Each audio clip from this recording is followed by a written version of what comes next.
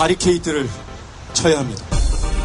언론 양심의 역사를 이어갈 언론의 바리케이트를 칠 때다. YTN 해직 기자 노정면의 뉴스바.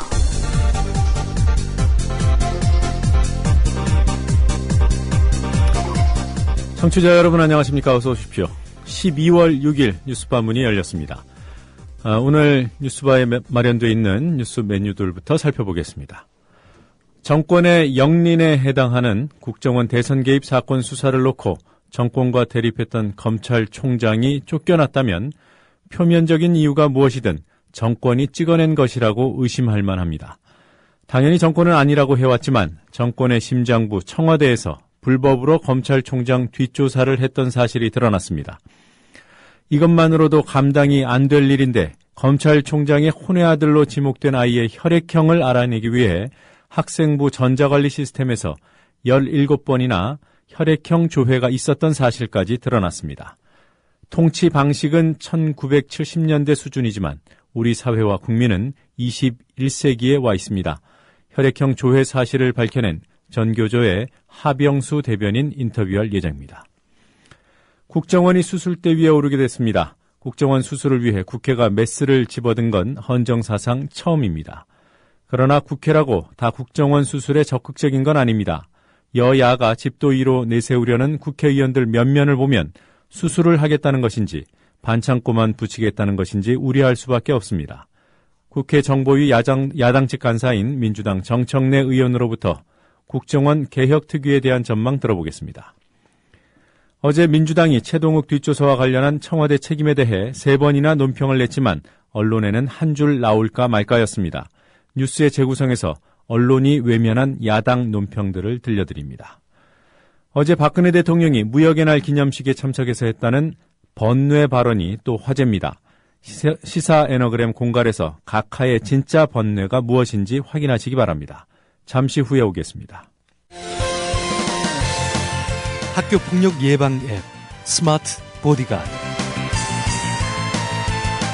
스마트폰 왕따 문자 등 사이버 학교폭력이 6배 이상 늘었습니다.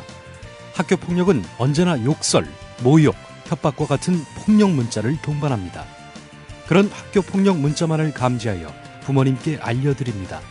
미리 알면 예방할 수 있습니다. 구글 플레이에서 학교폭력 예방 전문 어플 스마트 보디가드를 설치하세요. 지금 설치하고 먼저 무료 이용해보세요.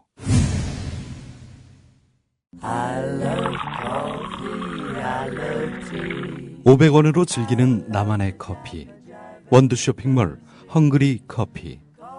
최정상급 로스터가 1년 이하 최고급 뉴크롭 생두를 로스팅해 즉시 배송해드립니다. 대량 구매 시 가격이 할인됩니다.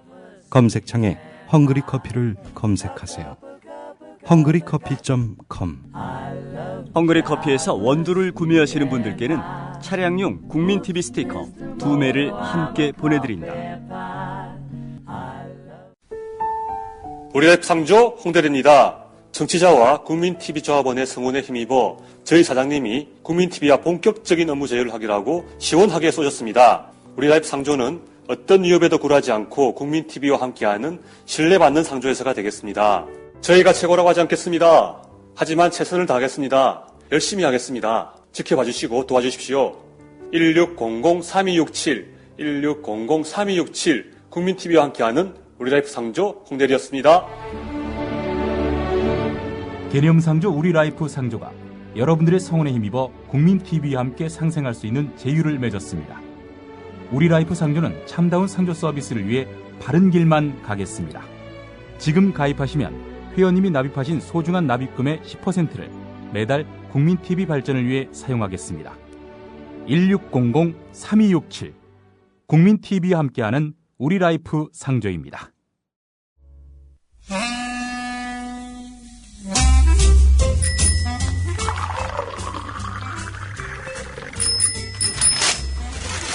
아침 신문 귀로 읽으세요. 김영민의 조간 브리핑. 오늘 아침 신문들은 어떤 뉴스들에 주목하고 있는지 조간 신문들 펼쳐보도록 하겠습니다. 김영민 PD 나와 계십니다. 안녕하세요. 네, 안녕하십니까. 어떤 소식부터 전해주시겠습니까? 예, 방금 들어온 소식부터 전해드리겠습니다. 남아프리카 공화국 민주화의 상징인 넬슨 만델라 전 남아공 대통령이 방금 별세했다는 소식이 들어왔습니다. 만델라 전 대통령은 지난 6월 지병인 폐 감염증이 재발해서 수도 프리토리아의 병원에 입원했다가 약 3개월 만에 요하네스버그 자택으로 돌아와서 치료를 받아왔습니다. 네. 27년 동안 옥에 갇혔던 넬슨 만델라 전 대통령인데요. 참 많은 업적을 남기고 간 분입니다. 예, 참 고인의 넋을 또 기리지 않을 수가 없습니다. 예. 네, 관련 소식은 황준호의 월드 리뷰 시간에 조금 더 상세히 알아보도록 하겠습니다. 예. 자, 한겨레 신문 1면부터 보겠습니다. 검찰이 국가정보원 심리전단 직원들이 2011년부터 2012년까지 2200만 건의 글을 조직적으로 올리거나 퍼나른 사실을 확인했다고 합니다. 앞서서 120만 건이었죠? 네. 자, 이 사실은 이 2020만 건의 글을 조직적으로 올리거나 퍼나른 사실을 검찰이 확인했는데 수사 인력의 한계와 재판 일정 때문에 대선 정치 개입 혐의에 대해서 제대로 분석하지 못한 것으로 밝혀졌습니다. 현재까지 검찰이 기소한 트위터 글은 모두 121만 건인데요. 2270개 계정의 트위터 글에 대해서 추가 수사나 특검 수사가 이루어질 경우 국정원의 대선 정치 개입 관련 글은 기하급수적으로 늘어날 것으로 보입니다. 자, 검찰은 국정원 심리전단 안보 5팀 직원의 전자 우편을 압수수색해서 전자 우편 본문과 첨부 파일에서 안보 5팀 직원들이 사용한 트위터 계정 414개를 확인했습니다. 검찰은 이 가운데서 국정원 직원이 시인한 계정 등 확실한 계정 383개를 1차 그룹으로 추렸고요. 이 계정에서 12만 건의 대선 정치 개입 글을 올린 것을 찾았습니다.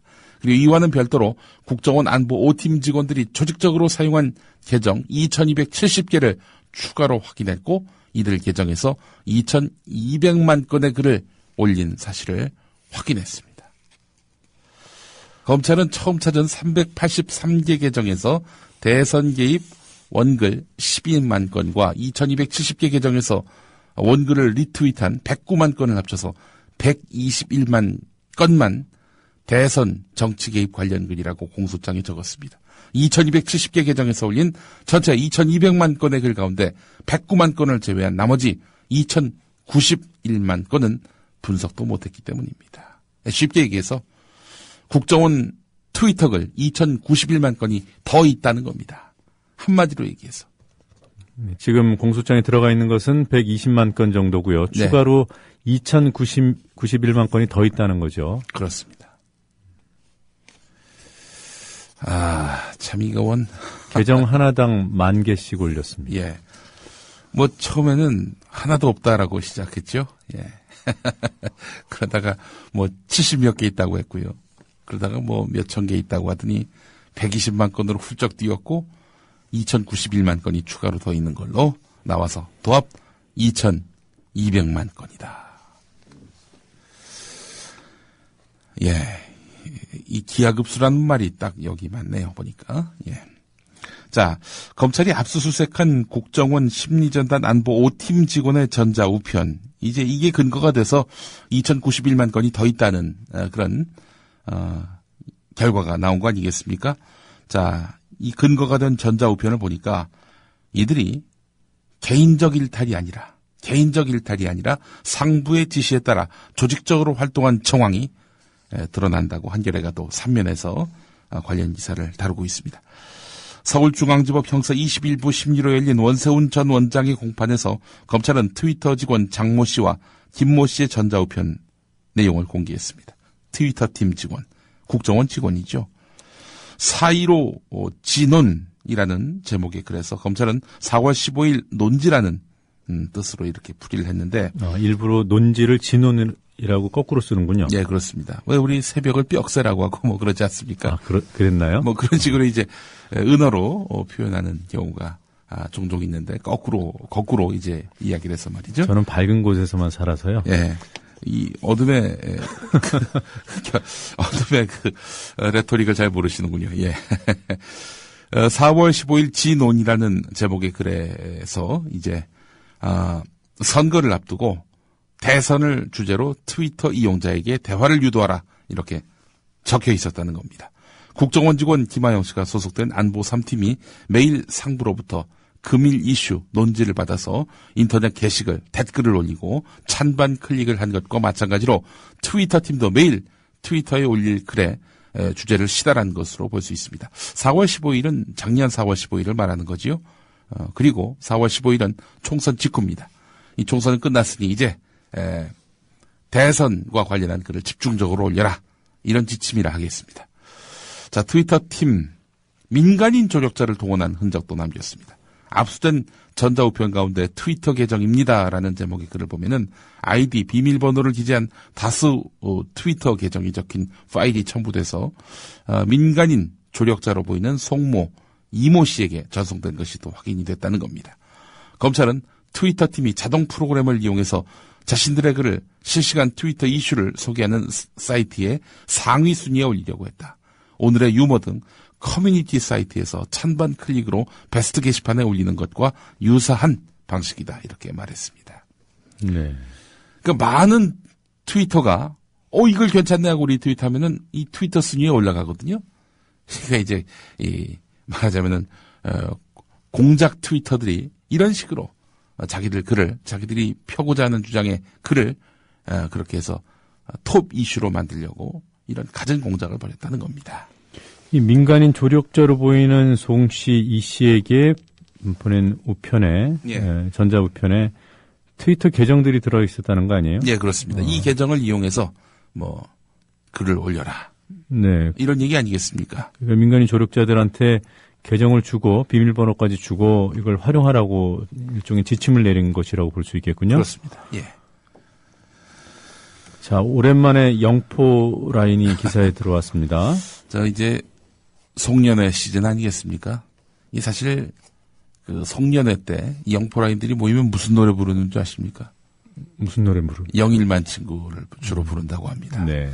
영일만 친구는 그런데 그 노래를 만든 배경을 보면은 70년대, 80년대 암울한 민주화 운동의 좌절기 때 허탈한 여러 가지로 상처를 입은 청춘들이 모여서 다시 한번 우리가 동지애를 갖고 힘차게 한번 응집해서 싸워보자. 이런 취지로 만든 노래가 바로 영일만 친구인데 이 영포라인들은 송년회 때 형님 예산을 어마어마하게 타내고 그리고 또 모여서 술 마시고 이런 노래를 불렀다는 겁니다. 올해는 원래 취지하고 비슷한 취지로 노래 부르겠군요. 예. 자, 이 차동욱 전 검찰총장 혼외 아들로 지목된 최모군의 개인정보 유출 사건에 연루된 인사들 모두가 이명박 정부 시절에 실세로 통했던 이른바 영포라인인 것으로 드러났다. 오늘 경향신문이 6면에서 이 부분을 주목하고 있습니다. 네. 여기에 일부 인사는 이명박 전 대통령, 원세훈 전 국정원장과 서울시에서 함께 일한 S라인이기도 합니다. S라인. 자, 청와대 국정원 안전행정부와 연결된 영포라인과 S라인 커넥션이 원세훈 전 원장 수사에 불만을 품고 차동욱 전 총장 찍어내기에 나선 것 아니냐, 이런 의혹이 가능한 대목입니다. 자, 물론 현재까지의 지시자로 지목된 안전행정부 김모 국장은 의혹을 전면 부인하고 있습니다. 이들 행위에 대한 동기도 명확하지 않습니다. 영포라인이 윗선인 청와대 측의 꼬리로 이용됐을 가능성도 배제할 수 없습니다. 그러니까 이제 말하자면 지금 영포라인이 주도했다면은 전 정권 인사들이 주도했던 것이고, 따라서 전 정권의 비리인 원세훈 원장의 선거 개입, 이렇게 해서 전 정권 인사들이 불만을 품고 말하자면은 차동욱 찍어내기에 나선 것 아니냐, 이렇게만 볼 수도 있기 때문에 경향신문은 그렇게만 보면 위험하다라고 선을 긋고 있습니다. 결국 이런 영포라인의 연관성, 영포라인이라는 그 공통점, 이런 것들을 이용해서 실제로 차동욱 찍어내기에 나선 현 정부 인사들이 이렇게 얼개설개 엮어가지고 영포라인이 한 짓이다. 전 정권 인사들이 한 짓이다. 이렇게 말을 지어냈을 가능성도 있다는 것이 경향신문의 시각입니다. 네, 뭐 중요한 기사로 보이고요. 예. 이미 지난 6월에 원세훈 기소를 막으려고 했던 그 뭐 대표적인 사람이 황교안 법무부 장관 아닙니까? 그렇습니다. 그 순간 이미 이명박 정부와 박근혜 정부는 적어도 국정원 대선 개입 사건에 있어서는 한 배를 탄 것이 되는 거고요. 그렇습니다. 뭐 민동기 전 민정수석이 민정수석 시절에 했던 행위들, 네. 그리고 더 확실하게는 9월에 지금 현재의 민정수석실이 했던 일들. 네. 이건 영포라인, 그러니까 이명박 정부의 실세들하고 네. 지금 현 정부의 실세가 한 몸이라는 것을 얘기해 주는 거죠. 그렇습니다. 영포라인이 주도했다는 점만 갖고 해서 전 정권 인사들이 했다 이렇게 단언하기는 쉽지 않은 그런 또 정황들이 한겨레 이면에 실렸습니다. 자, 한겨레와 인터뷰를 했습니다. 안전행정부의 김 국장. 청와대가 왜 나를 지목했는지 모르겠다면서 청와대의 발표를 전면 부인했습니다. 그래서 이분은 또 기억을 되살리기 위해 통화 내용을 조회해 보니까 사건 당일인 6월 11일에 청와대 조오영 행정관과 문자 2차례 전화 한 통화를 한 것으로 나왔다. 하지만 그것은 주말에 고향 사람들끼리 가는 야외 행사 때문이었다. 가족관계 등록부 초본이나 개인정보는 내가 속한 안전행정부 소관 업무인데 그런 정보가 필요했다면 내가 왜 청와대 행정관에게 부탁하겠느냐 이렇게 반박했다는 겁니다. 제법 설득력이 있습니다. 따라서 그 안전행정부 이 김모 국장의 주장이 맞다면 김 국장과 친분 때문에 조영 행정관이 개인적으로 불법 행위를 저질렀다는 청와대의 결론은 바닥부터 흔들리게 됩니다. 네. 김모 국장은 곽상도 전 민정수석의 지시를 받은 게 아니냐 이런 의혹에 대해서도 오며 가며 봤을 뿐 인사한 기억도 없다. 일면식도 없는 사이다라고 발언한 사람은 바로 곽상도 전 수석입니다. 곽상도 전 수석 역시 김모 국장과는 일면식도 없는 사이라고 이렇게 관련성을 부인했습니다.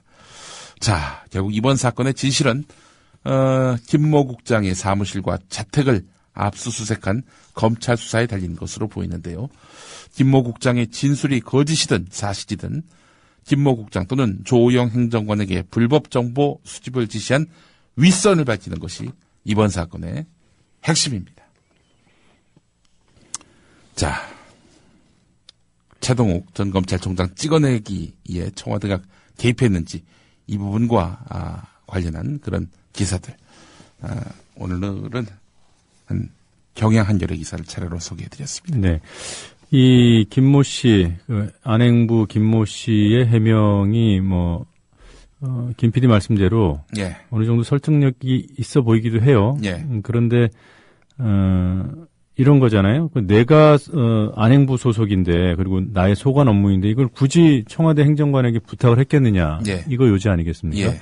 그런데 청와대 행정관한테 부탁을 한 게 아니라 예. 이미 자신이 확인해서 청와대 행정관에게 넘겼고 네.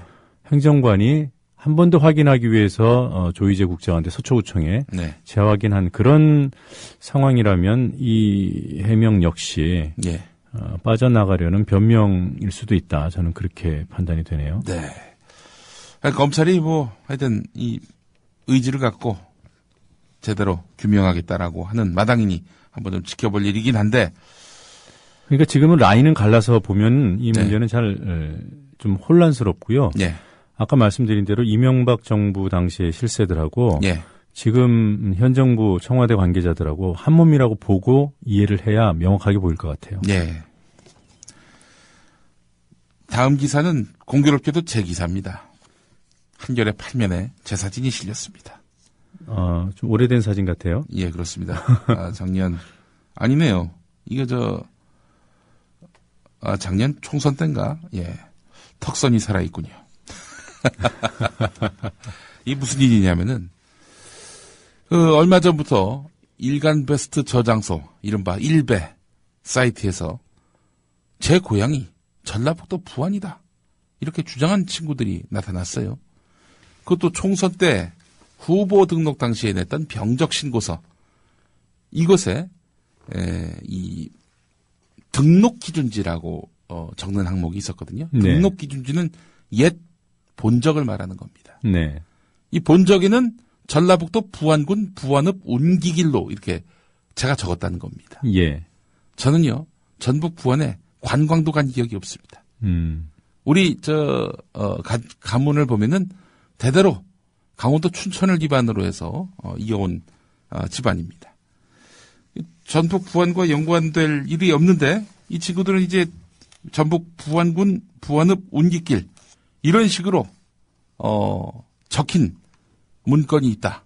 따라서, 네. 김용민이가 부안 출신이면서, 전라도 출신이면서, 강원도를, 이야기하고 다닌다. 호남 출신인 게 부끄러워서 고향을 속였다 뭐 이런 주장인가요? 그런 거죠. 이 친구들 봐라. 그래서 저는 그냥 낭설에 이거에 대해서 신경 쓸 필요가 있겠는가 싶어서 그냥 내버려 뒀는데 어제 네이버로부터 전화가 왔습니다. 네. 네이버에 김용민 치면은 첫 화면에 이제 프로필이 나오는데 강원도 춘천 출생 이렇게 돼 있는데 사실이냐. 여러 명으로부터 말하자면은 고향이 강원도 춘천이 아니라 전라북도 부안이다. 네. 이거 고쳐라. 이런 전화가 왔다는 거예요. 이메일로도 왔고. 그래서 이게 안 되겠다 싶어가지고 혹시 제가 모르는 출생의 비밀이 있나 해가지고 여기 망원동 사무소로 갔습니다. 네. 주민센터 가가지고 출생지가 어딘지 본적이 어딘지를 알 수 있는 서류요? 서류. 네. 이 서류를 제가 뗐습니다. 등록 기준지가 담겨 있는 기본 증명서라고 있거든요. 네. 출생지 강원도 춘천시 온이동, 본적지 강원도 춘천시 소양로 3가 이렇게 분명히 박혀 있었습니다. 네. 이거 말 그대로 문건을 조작한 거죠. 네. 소양강변에서 크셨군요. 아니지, 저희 할아버지가 거긴 본적이고. 거긴 본적이시고 온이동 쪽에 지금 춘천 KBS가 있는 쪽인데 이거 보면서 제가 느낀 게 있습니다. 이거 저에 대해서 허위 사실 유포한 거 그게 중요한 내용이겠습니까? 근데 중요한 게 뭐냐면요. 호남 출신은 부끄러운 것이다. 이런 도식을 만들려고 했던 이런 네. 소행이 엿보이는 겁니다. 이게 몇몇 철없는 친구들의 소행으로 보기에는 너무나 정교한 책략이라는 느낌 안 드십니까? 혹시 홍어 이런 용어들 쓰던가요? 저는 자세히 보진 않았지만은 김용민이가 고향도 속였고 알고 보니 홍어 종자였다. 이런 글도 떠도는 걸로 네. 알고 있습니다. 이거 정말 참 이걸 보면서 말이죠. 사실과 무관하게 호남 출신은 부끄러운 것이다. 이런 도식을 만들려고 했던 누군가의 음모가 있다. 저는 이렇게 보지 않을 수가 없습니다. 분명한 것은 민주화, 충절의 고장이면서 예향인 호남의 본적을 둔 것은 자랑스러워할 일이지 결코 감추거나 부끄러워할 일이 아닙니다. 네. 얼마 전에 공개됐던 국정원 직원들의 트윗 기억하십니까? 아따 전두환 장군께서 확 밀어버리셔야 하는데 아따 사법부 홍어 CX럼들이 데모쟁이들 다 풀어주고 CX럼들 아따 전라디언들 전부 X 버려야 한다께 조져버려야 한다께 이런 뜻이겠죠? 홍어종자 전라디언들 죽여버려야 한다. 이런 글을 국정원 직원들이 썼습니다. 네. 그런데 이런 친구들 몰상식을 넘어서 거의 이건 범죄적 발언을 한 놈들에 대해서는 책임을 안 물어요. 무슨 상부의 명령을 이행했기 때문에. 아니 그러면은 홍어, 전라디언, 데모쟁이, CX놈 이런 말을 하도록 위해서 시켰다는 겁니까? 이들을 감싸고 도는 순간 그 책임은 정권에게도 미친다. 아니할 수 없습니다. 네. 자, 제 이야기가 좀 길었습니다. 죄송합니다. 한국일보 8면으로 가보겠습니다. 교육부가 뉴라이트 단체의 주장에 근거해서 한국사 교과서들의 수정명령을 내리면서 서술이 틀린 교학사 교과서는 도리어 놔뒀다는 그런 주장이 제기됐습니다. 교육부가 지난달 29일 한국사 교과서들에 대해서 수정명령을 내린 걸 보면은 북한의 토지개혁과 관련한 기술이 대거 포함됐습니다. 교육부는 북한 임시인민위원회가 무상몰수, 무상분배 방식으로 토지개혁을 실시했다고 기술한 금성출판사, 두산동화, 비상교육, 천재교육 교과서에다가 말하자면은 무상분배한 것이 아니다. 이렇게 수정을 요구한 것입니다. 네. 자, 하지만 출판사들은 문제없는 내용이라면서 원문을 그대로 유지를 하니까 교육부는 재차 수정 명령을 내렸습니다. 문제가 없다는 이런 입장인데 이 토론의 여지가 있어 보이는 부분입니다. 자, 그런데 교학사 교과서는요. 사실과 다른 내용을 담았습니다. 교과서 포럼, 이 뉴라이트 교과서 포럼의 지적대로 무상몰수, 무상분배에 의한 폭력적인 방식이었다. 그러나 북한의 토지개혁은 토지를 농민에게 오로지 경작권만 준 것이지 소유권을 준 것이 아니다. 라고 이제 기술을 했는데 학계에서는 토지개혁 당시에 부여된 토지에 대해서 농민의 권리를 소유권으로 인정하는 것이 경제사학계나 역사학계의 통설이라고 보고 있다는 겁니다. 그러니까 농민들에게 경작권만 준 게 아니라 소유권도 줬다. 이게 정설인데 교학사 교과서는 경작권만 줬다. 이렇게 얘기를 했다는 거지요. 자, 따라서 교학사의 이런 역사 기술이 틀린 것인데도 교육부가 이거는 놔두고 다른 교과서에 대해서만 수정 명령을 내렸다는 겁니다. 요게 이제 한국일보에 나와 있는 내용입니다. 예. 자, 김관진 국방부 장관 어제 이런 말을 했네요. 국정원의 발표, 그러니까 이 장성택의 실각 관련한 그런 내용 사전에 듣지 못했다. 이렇게 말했다는 겁니다. 장성택 북한 국방위 부위원장 실각서를 놓고 정부 부처들이 계속해서 엇박자를 내면서 국정원이 설익은 정보를 공개한 것 아니냐, 이런 의혹이 커지고 있습니다. 김관진 장관은요, 국정원의 장성택 실각설 발표는 사전에 듣지 못했다라고 말했습니다. 오후에 열린 예결위에서 발표한다는 것은 시간이 없어서 사후에 보고받았다, 이렇게 말을 했습니다. 하지만 6일째 통일부 장관은 여러 관계기관들의 논의를 통해 이 정보는 수집한 정보당국이 발표하는 것이 더 순리에 맞는다라고 판단했다라고 밝혔습니다. 그러니까 사전에 이 관련 기관들이 다 알고 있었는데 발표를 국정원이 하느냐 마느냐 이런 문제만 남아있었다는 얘기입니다. 그러니까 사전에 인지를 했다. 이게 6일째 통일부 장관의 이야기입니다. 관계장관들. 그러면 국방부 장관도 당연히 포함되는 거 아닙니까? 예. 근데 국방부 장관은 사전에 듣지 못했다. 이렇게 이야기하고 있습니다. 한 가지 사안을 놓고 이렇게 부처 간의 이야기가 서로 다른 이런 형국. 도대체 이게 과연 엇박자라는 표현 말고 무슨 표현을 갖다 쓸까요? 자, 국정원의 정보 발표, 이 상당히 문제가 많다라는 이야기입니다. 정보를 공개한 방식도 지금 도마 위에 올랐습니다. 경향신문 3면을 보면은 국정원은 고위 간부를 국회정보위 여야 간사에게 보내서 구두 보고를 하고 언론에 보도자료를 이메일로 배포를 했는데 정부 한 관계자 말은 무슨 기업 홍보실도 아니고 이런 정보 공개를 하는 경우가 있느냐. 세계 어느 나라에서도 유례를 찾기 힘든 것이다. 국정원 스스로 정보기관으로서 신뢰를 깎아먹었다. 이렇게 지적을 했고요. 영국 리즈대의 한반도 전문가인 포스터 카터 씨는 월스트리트 저널 기고문에서 장성택 실각설에 대해 100만여 개의 온라인 댓글로 지난해 대선에 개입한 비열한 포커 게임을 벌인 국정원에서 나온 정보라면서 우리나라 국정원을 비웃었습니다. 네. 아주 외신의 망신거리가 되고 있습니다. 예. 자, 정부가 국세 수입을 엉터리로 예측하고 있다는 세계일보 1면 기사도 눈길을 끕니다. 최근 10년 동안 국세 수입 전망을 잘못해서 세수 결손이 발생한 해가 5차례나 되는데 말이죠. 이렇게 통계를, 수치를, 지수를 제대로 사실대로 잘 밝히지 못하는지 일종의 마사지를 하는 것은 아닌지 하는 의구심이 제기되는 대목입니다.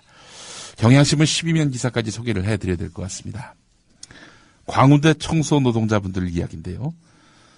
광운대 청소 용역 노동자 58살 되는 기혁씨, 이분은 지난 여름 회사로부터 광운대 재단인 광운학원 이사장도 아니고 이사장 아들이 이사할 집을 청소하라는 지시를 받았다는 겁니다.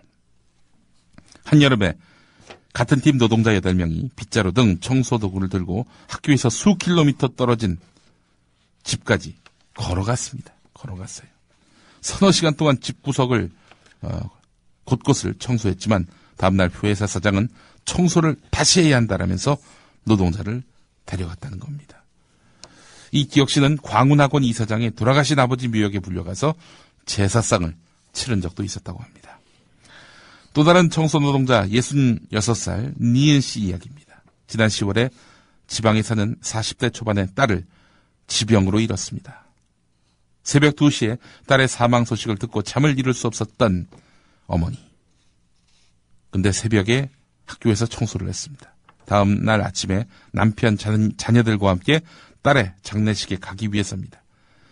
후에 동료를 통해서 현장 소장이 이 니은 씨가 잘릴까봐 상을 당하고도 바로 출근해서 청소도 다 해놓고 갔다 한 말을 전해 들었다는 겁니다. 니은 씨는 한 사람이 빠지면 다른 동료들이 너무 힘들어서 걱정이 돼서 그랬다면서도 자식 잃은 사람에게 어떻게 그런 말을 하는지 말할 수 없는 그런 모욕감을 느꼈다라고 울먹였다는 겁니다. 네. 쟤 잘릴 것 같으니까 나와서 청소한 거 아니냐? 소장이 이렇게 얘기했다는 건데 어떻게 말을 해도 그런 말을 할 수 있냐 이겁니다.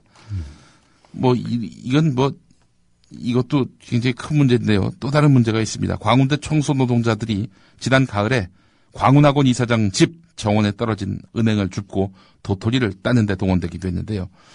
이 기혁 씨는 우리더러 이사장 집 도토리 나무 열매를 따고 껍질까지 까서 바치라고 하니까 다들 이건 아니다 라면서 기분 나빠했다는 겁니다. 우리도 다른 대학 청소 노동자들처럼 노조를 만들자 이런 이야기가 모아졌다라고 밝혔다고 하는데요. 한편 현장 소장은 여성 노동자를 소장실로 불러서 엉덩이에 주사를 놓아달라라고 하거나 자신과 춤을 추지 않으면 자르겠다 이렇게 말했다고 합니다. 이분들이 지금 농성을 하고 계신 거죠. 예. 이런 기사가 아니라 청소 노동자들, 농성 돌입, 대학 갈등 이런 식으로 피상적인 보도들이 많이 나오잖아요. 예. 왜 농성을 하는지, 예. 어떤 분들이 이렇게 농성을 하게 됐는지 관심을 좀 더 우리 언론이 기울이기를 바라겠습니다. 학교 측이요 책임을 용역업체에 떠넘긴다고 하네요. 아니 이게 이사장 아들 집 청소는 그러면은 용역업체에서 알아서 한 겁니까? 이사장 아들 집 청소 한 번 했는데 마음에 안 든다고 또 하라고. 네. 그걸 용역업체가 지시했을까요? 이 광운대 말이죠. 예. 노원갑에 있는데. 네. 그렇습니까? 오늘 여기까지 하겠습니다. 네. 여러 가지 소식 잘 들었습니다. 고맙습니다. 예.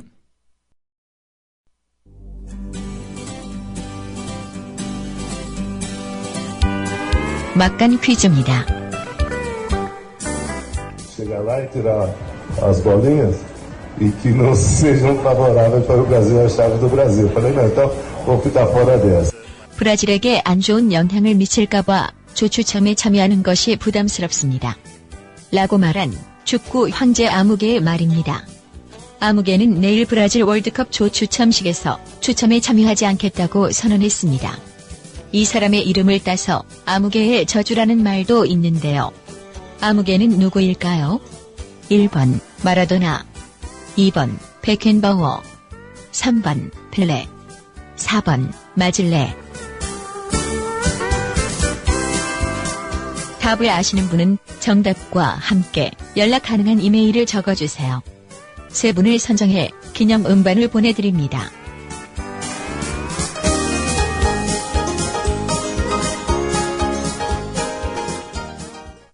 그 돌발 영상을 보실 때마다 그 뒤에 숨은 제작자가 궁금하지는 않으셨습니까? 돌발 영상 노종면 PD. 자, 국보 1호 숭례문의 붕괴 가능성이 시간이 갈수록 더 커지고 있습니다. 네, 현장 상황을 좀 정리를 해주셔야겠어요. 네, 그렇습니다. 안녕하십니까. 뉴스타파 앵커 노종면입니다. 3년 5개월 만에 스튜디오 아닌 스튜디오에 앉아 카메라를 바라봅니다. 지금 여러분께서는 YTN 해직 기자 노종면이 진행하는 노종면의 뉴스바를 듣고 계십니다. 노종면의 뉴스바는 매일 아침 7시부터 9시까지 국민TV 라디오로 방송됩니다. 아직도 1등급의 고지방 마블링을 찾으십니까? 이제 건강한 한우를 지향하는 저지방 유기농 한우를 만나보시죠. 국내 최초 유기농 한우 전문 쇼핑몰 네이처 오다. 신규 회원 가입 시 사용 가능한 적립금 3,000원과 구매 금액의 3%를 적립해드리며 무료로 배송해드립니다. 네이처 오다. 검색창에 네이처 오다를 검색하세요. 자기야, 올 연말엔 어디로 놀러 갈까? 난 계속 회사 나가야 돼. 연말정산해야지, 결산해야지, 법인세까지.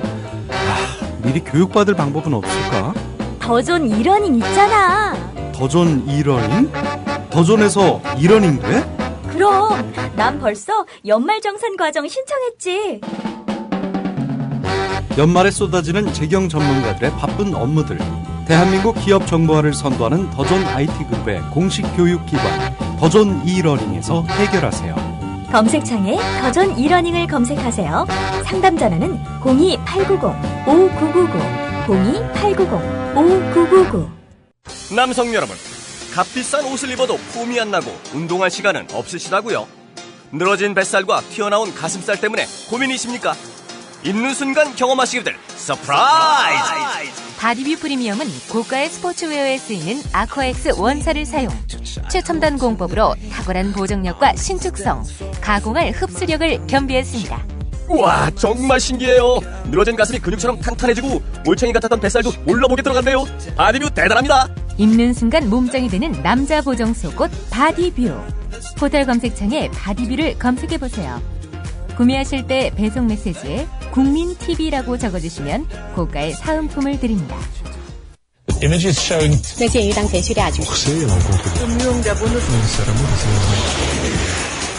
국제뉴스 한반도 정세를 한눈에 황준호의 월드리뷰.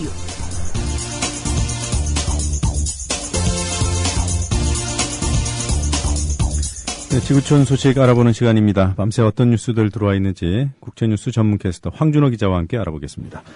황준호 기자님 안녕하세요. 예, 안녕하십니까. 네, 넬슨 만델라 전 남아공 대통령 타계 소식이 들어와 있는데요. 이것부터 전해주시죠. 남아프리카 공화국 민주화와 흑인 해방의 상징인 넬슨 만델라 전 대통령이 95세를 일기로 타계했습니다. 제이콥 주마 남아공 대통령이 검은 상복 같은 옷을 입고 직접 성명을 발표했는데요.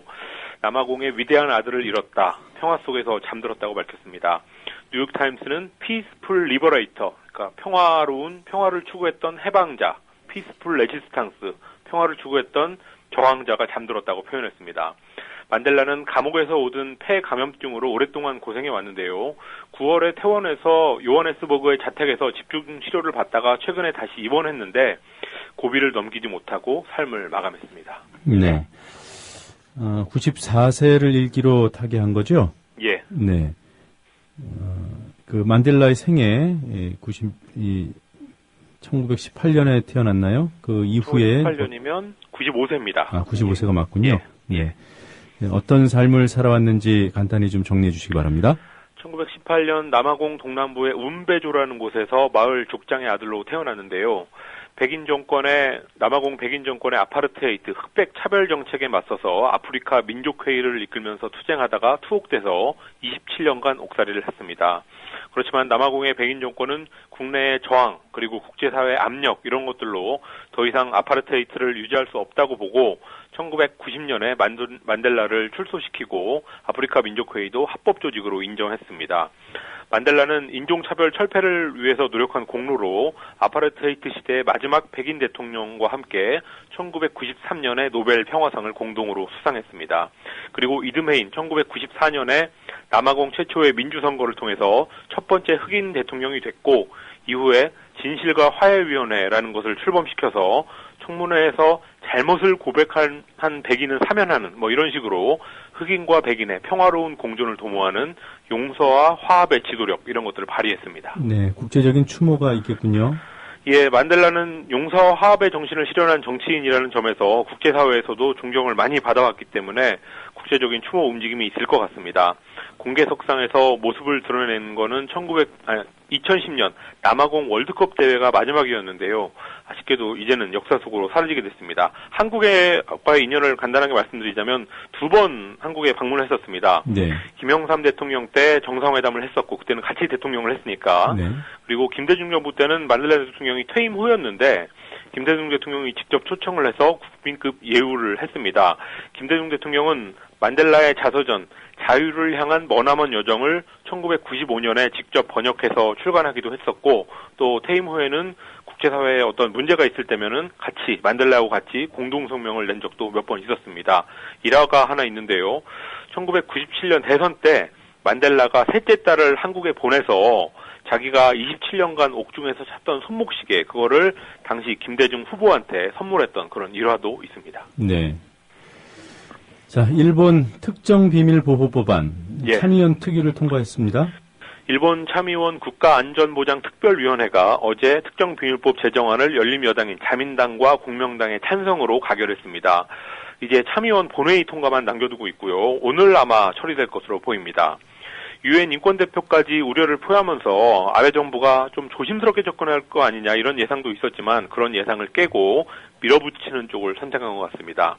특정비밀보호법은 국가안보와 관련된 정보가 비밀로 지정되면 그 비밀을 공개하는 공무원을 10년형 이상 중형에 처할 수도 있게 해서 국민의 알 권리를 제한하는 법이라는 평가를 받고 있습니다. 그러다 보니까 위안부 망언을 일삼고 있는 일본 유신회 같은 그런 극우 정당들까지도 반대 입장이고 어제 표결을 거부했습니다. 반대 진영에서는 역사에 남을 폭거라고 했는데 일본이 우경화로 가는 길에서 민주주의 국가의 기본 원칙마저 버리고 있다는 평가를 받고 있습니다. 네. 네, 시진핑 중국 주석하고요, 바이든 미국 부통령 어제 북한 핵 문제에 대한 얘기를 좀 했습니까? 예, 그저께 장시간 회담에 관한 내용이 바이든을 수행하고 있는 미국 고위 당국자에 의해서 조금 늦게 알려졌는데요. 네. 지난달에 타결된 이란 핵협상의 사례가 북한에 시사하는 바에 대해서 길게 얘기했다고 합니다. 이란 모델이라고 불렀는데요. 압박과 대화, 국제사회의 단합, 이 세 가지 요소가 합해져서 이란을 핵협상 테이블로 끌어냈고 그거를 북한에도 적용할 수 있다는 얘기를 나눴다는 겁니다. 또 미국과 중국의 실무진이 육자회담 재개 조건을 만드는 것과 관련해서 최근 몇 달 동안 했던 작업이 있었는데 거기에 대해서도 얘기를 했다고 하니까 논의가 상당히 구체적으로 된 것 같습니다. 네. 이란 모델이다 이런 얘기가 나오던데 이게 어떤 새롭게 등장한 용어인가요? 그런 것 같습니다. 그동안 통상적으로 써왔던 핵폐기 모델이라고 하면은 리비아 모델하고 우크라이나 모델 두 가지가 있었습니다. 핵폐기와 그에 대한 경제적 상응 조치, 이거를 어떤 순서로 하느냐, 이거에 따라 갈리는데요. 핵폐기를 먼저 하고 나중에 경제적인 인센티브를 주면 리비아 모델이고, 그런 선후가 없이 동시 행동을 하는 게 우크라이나 모델이었습니다. 근데 이란 모델은 압박과 대화, 국제사회의 단합을 요소로 한다니까 이 선후를 따지는 것하고는 조금 범주가 다른데요. 어쨌든 리비아, 우크라이나 핵폐기 때하고는 다른 특징이 있으니까 모델이라고 부를 수 있을 것 같습니다. 그렇지만 이란 핵 타결의 가장 두드러진 특징을 꼽으라고 하면 그 어떤 핵폐기 사례보다 미국 정부의 강력한 의지가 있었다는 점이니까 북핵에다가 이란 모델을 적용하려면 바이든이 미국에 돌아가서 우리가 좀 더 움직여야 된다라고 대통령을 설득하는 게 더 중요한 것 같습니다. 네. 중국의 반공 식별구역에 대해 미국에서 나오는 목소리들이 좀 달리 있습니까? 예, 바이든 부통령이 시진핑 주석을 만난 직후에 했던 말을 보면은 시진핑 주석이 강경했고 바이든은 신라와 평등 이런 말만 강조했었습니다. 그래서 이 반공식별구에 관한 이견이 해소되지는 않았지만 미국이 확전할 의도는 없다는 태도를 보였다. 이런 해석이 주로 나왔고 저도 어제 아침에 그렇게 전해드렸습니다.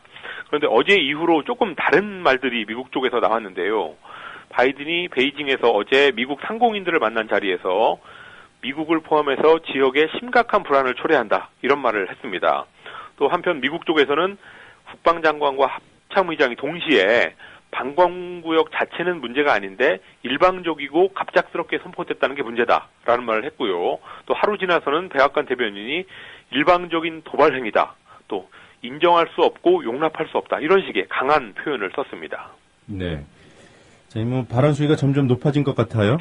예, 시진핑 바이든 회담의 결과를 보고 미국의 기류가 강경적으로 바뀐 건지 아니면 원래부터 미국이 강경 입장을 가지고 시진핑 바이든 회담에 임했던 건지 이거 조금 혼란스러운 상황입니다.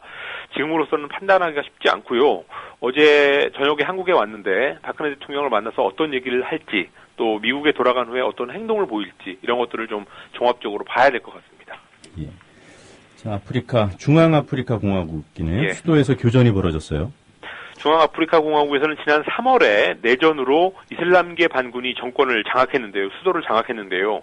어제 수도 반기의 곳곳에서 반군한테 정권을 뺏겼던 전직 대통령을 지지하는 기독교계 민병대가 공격을 감행해서 교전이 벌어졌습니다. 그래서 최소 100명이 사망했다고 외신들이 보도했습니다. 중앙아프리카는 지금 사실상 무정부 상태고 잘못하다가는 정권을 잡은 이슬람계가 다수파인 기독교계를 쓸어버리는 소위 인종청소 사태가 일어날 수 있다는 우려가 큰 나라입니다. 1994년에 있었던 그 80만 명의 인종성소 사태 이런 것들이 나올 거라는 우려가 있는데요. 그래서 유엔 안전보장이사회가 평화유지군을 파견하는 내용의 결의안을 채택하려고 하는데 거기에 발맞춰서 기독교계 민병대가 행동을 개시한 걸로 보입니다. 과거에 식민지배를 했던 프랑스가 병력을 파견해놨는데 국제사회의 긴급한 행동이 필요한 상황인 것 같습니다. 예. 자, 미국 국가안보국 NSA, 예. 이 NSA의 감시 실태가 또 드러났어요. NSA가 하루에 약 50억 건씩 전 세계인의 위치 정보를 수집하고 있다는 의혹이 제기됐습니다. 워싱턴 포스트가 전직 CIA 요원 스노든이 폭로한 기밀 문서 그리고 미국 정보 당국자들의 인터뷰 이런 것들을 토대로 보도했는데요. 국가안보국이 세계 어디서든 휴대전화 이동 경로를 추적하고 사용자 사이의 관계를 파악할 수 있다고 전했습니다. 어떤 감시 대상자 A라는 사람이 있다면 그 사람이 길에서 마주치는 수많은 다른 사용자들의 휴대전화가 기지국에 보내는 위치 정보 이것을 분석해서 그 사람이 A에 대한 협력자인지 아닌지 이것을 파악하는 방식입니다.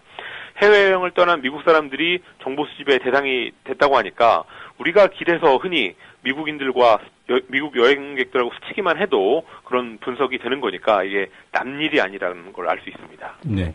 자, 오늘도 다양한 소식 잘 들었습니다. 고맙습니다. 감사합니다. 최동욱 직원에게 청와대가 개입했다는 의혹. 어제 민주당은 대변인 성명을 무려 3번이나 내면서 대대적인 공세에 나섰습니다. 배재정, 박수현, 배재정 대변인 순입니다. 청와대 그럼에도 꼬리 자르기 하고 수사 가이드라인까지 제시하고 있습니다.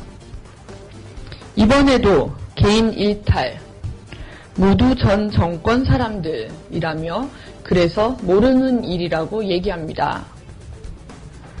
낯설지 않은 변명입니다. 국정원 불법 대선 개입 사건도 그렇고 군 사이버 사령부 사건 때도 그랬습니다. 박근혜 정권 무슨 일만 터지면 개인 일탈이라고 합니다. 아무리 전 정권을 들먹여 봐야 그 수혜는 오롯이 박근혜 정부가 입었습니다. 이유도 맥락도 없이 개인적 일탈이라고 하니 이것을 믿을 국민이 어디 있겠습니까? 기본도 갖추지 못한 꼬리 자르기 변명은 누가 봐도 뻔한 거짓말인 것입니다. 최동욱 전 검찰총장의 혼외 아들 의혹을 받고 있는 채모군과 관련해 해당 초등학교 학생 생활 기록부, 나이스를 관리하는 담당 교사가 검찰총장 검증이 이루어지던 올해 2월 모두 17번이나 건강기록부 혈액형 영역에 접속한 사실이 서울시 교육청 특별감사를 통해서 새롭게 드러났습니다. 서울시 교육청 감사로는 한계가 있습니다. 검찰의 수사가 필요한 시점입니다. 철저한 추가 수사를 촉구합니다. 그러면 뭐 합니까? 보도가 안 되는데. 청와대에 최동욱 직원에게 의혹과 관련한 어제 KBS 9시 뉴스, MBC 뉴스데스크, SBS 8뉴스 보도는 어땠을까요? 먼저 KBS 9시 뉴스를 보겠습니다. 17번째 순서로 여야 공방으로 치부해버렸습니다. 최동욱 전 검찰총장의 혼외 아들 논란과 관련된 개인정보 유출 사건을 놓고 여야는 공방을 이어갔습니다. 민주당은 특검 가능성을 거론했고 새누리당은 야당이 정치 쟁점화하려 한다고 반박했습니다. SBS 8뉴스는 18번째 꼭지인데 입이 아프도록 성명을 발표한 민주당의 입장은 한 줄만 나왔습니다. 청와대는 행정관의 개인적 일탈로 규정하고 선을 그었습니다.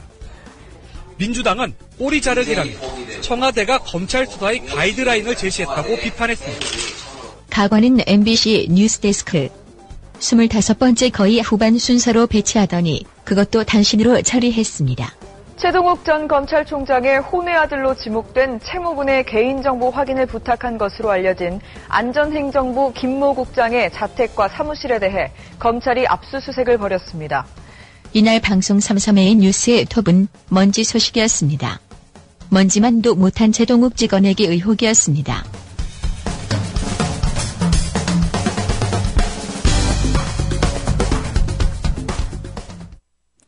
노종면의 뉴스바와 함께하고 계신 지금 시각은 7시 48분입니다.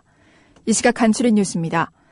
검찰이 최동욱 전 검찰총장의 혼외 아들로 지목된 채모군의 개인정보 유출 의혹과 관련해 안전행정부 김모 국장의 자택과 사무실에 대해 압수수색을 벌였습니다. 김 씨는 청와대 조모 행정관에게 채모군의 가족부 조회를 요청한 의혹을 받고 있습니다. 국정원 개혁을 위한 특별위원회가 민주당 정세균 의원을 위원장으로 임명했습니다. 여야는 위원직 명단에 누구를 포함할지를 놓고 막판 조율에 들어갔습니다. 한국과 호주의 자유무역 협정이 타결됐습니다. 호주로 수출하는 자동차 가격 경쟁력은 높아지는 반면 호주산 쇠고기 수입 가격이 점차 낮아지게 돼 국내 축산 농가들에 미칠 파장이 우려됩니다. 서울시가 오늘 사상 첫 초미세먼지 주의보를 해제했습니다.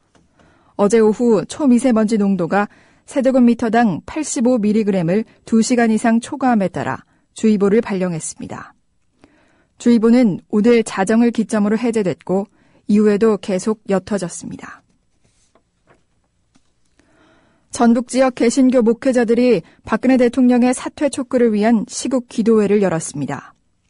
목회자들은 닉슨 대통령은 불법 도청 사실이 밝혀진 뒤에도 몰랐다며 거짓말을 일삼다가 결국 사임했다며 매주 시국 기도회를 이어갈 것이라고 밝혔습니다.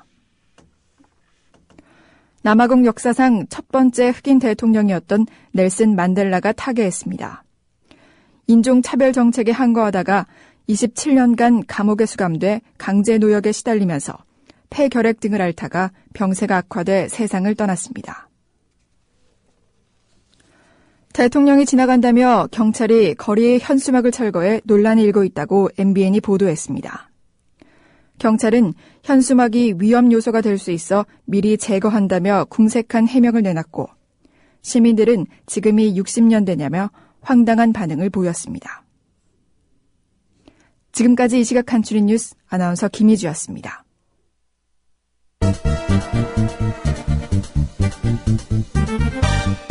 국민TV가 천년도시 전주로 갑니다. 미디어 협동조합 전라북도 조합원 한마당 행사가 돌아오는 토요일인 12월 7일 낮 3시 전주시 덕진구 백제대로 567번지 전북대학교 법학전문대학원 진수당 가인홀에서 열립니다. 정승조 아나운서의 사회로 역사의 혼을 부르는 가수 손병희의 콘서트와 전 통일부 장관인 정동영 민주당 상임고문과 함께하는 서영석 김용민의 정치토크 공개방송, 최동석 조상훈의 왜 협동조합인가 공개 특강으로 꾸밉니다. 12월 7일 토요일 낮 3시 전북 전주시에 있는 전북대학교 법학전문대학원 진수당 가인홀. 공정언론의 희망을 품은 모든 조합원과 시민의 열띤 참여를 기대합니다.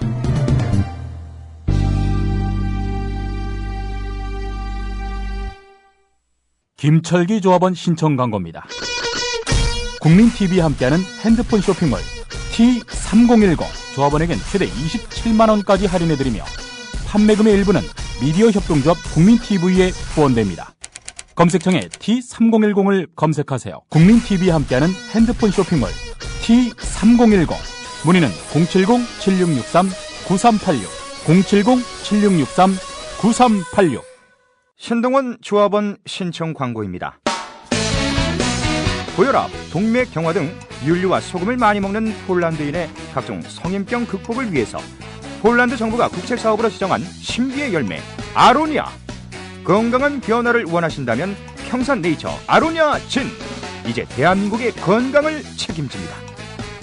검색창에 평산네이처를 검색하세요. 문의는 1661-2087 1661-2087.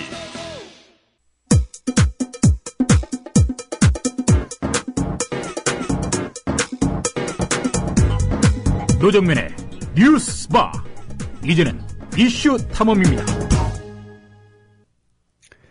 5.16 군사 쿠데타 직후인 1961년 박정희 정권이 창설한 중앙정보부는 현재 국정원의 전신입니다. 50년 넘게 그야말로 무소불위의 권력을 휘둘러온 국가정보기관이 수술대 위에 오르게 됐습니다. 헌정사상 처음으로 정보기관을 직접 개혁하겠다고 나선 국회는 예산 통제와 국내 수사활동 규제라는 두 개의 메스를 만지작거리고 있습니다. 얼마나 잘 벼려진 개혁의 메스를 고르게 될지 우선 국정원 개혁특위의 위원 구성을 보면 짐작할 수 있습니다. 현재 이런저런 인사들이 거론되고 있지만 예상대로 여당 측에서 개혁특위 자체를 반대했던 인사들 이름이 거론되고 있습니다.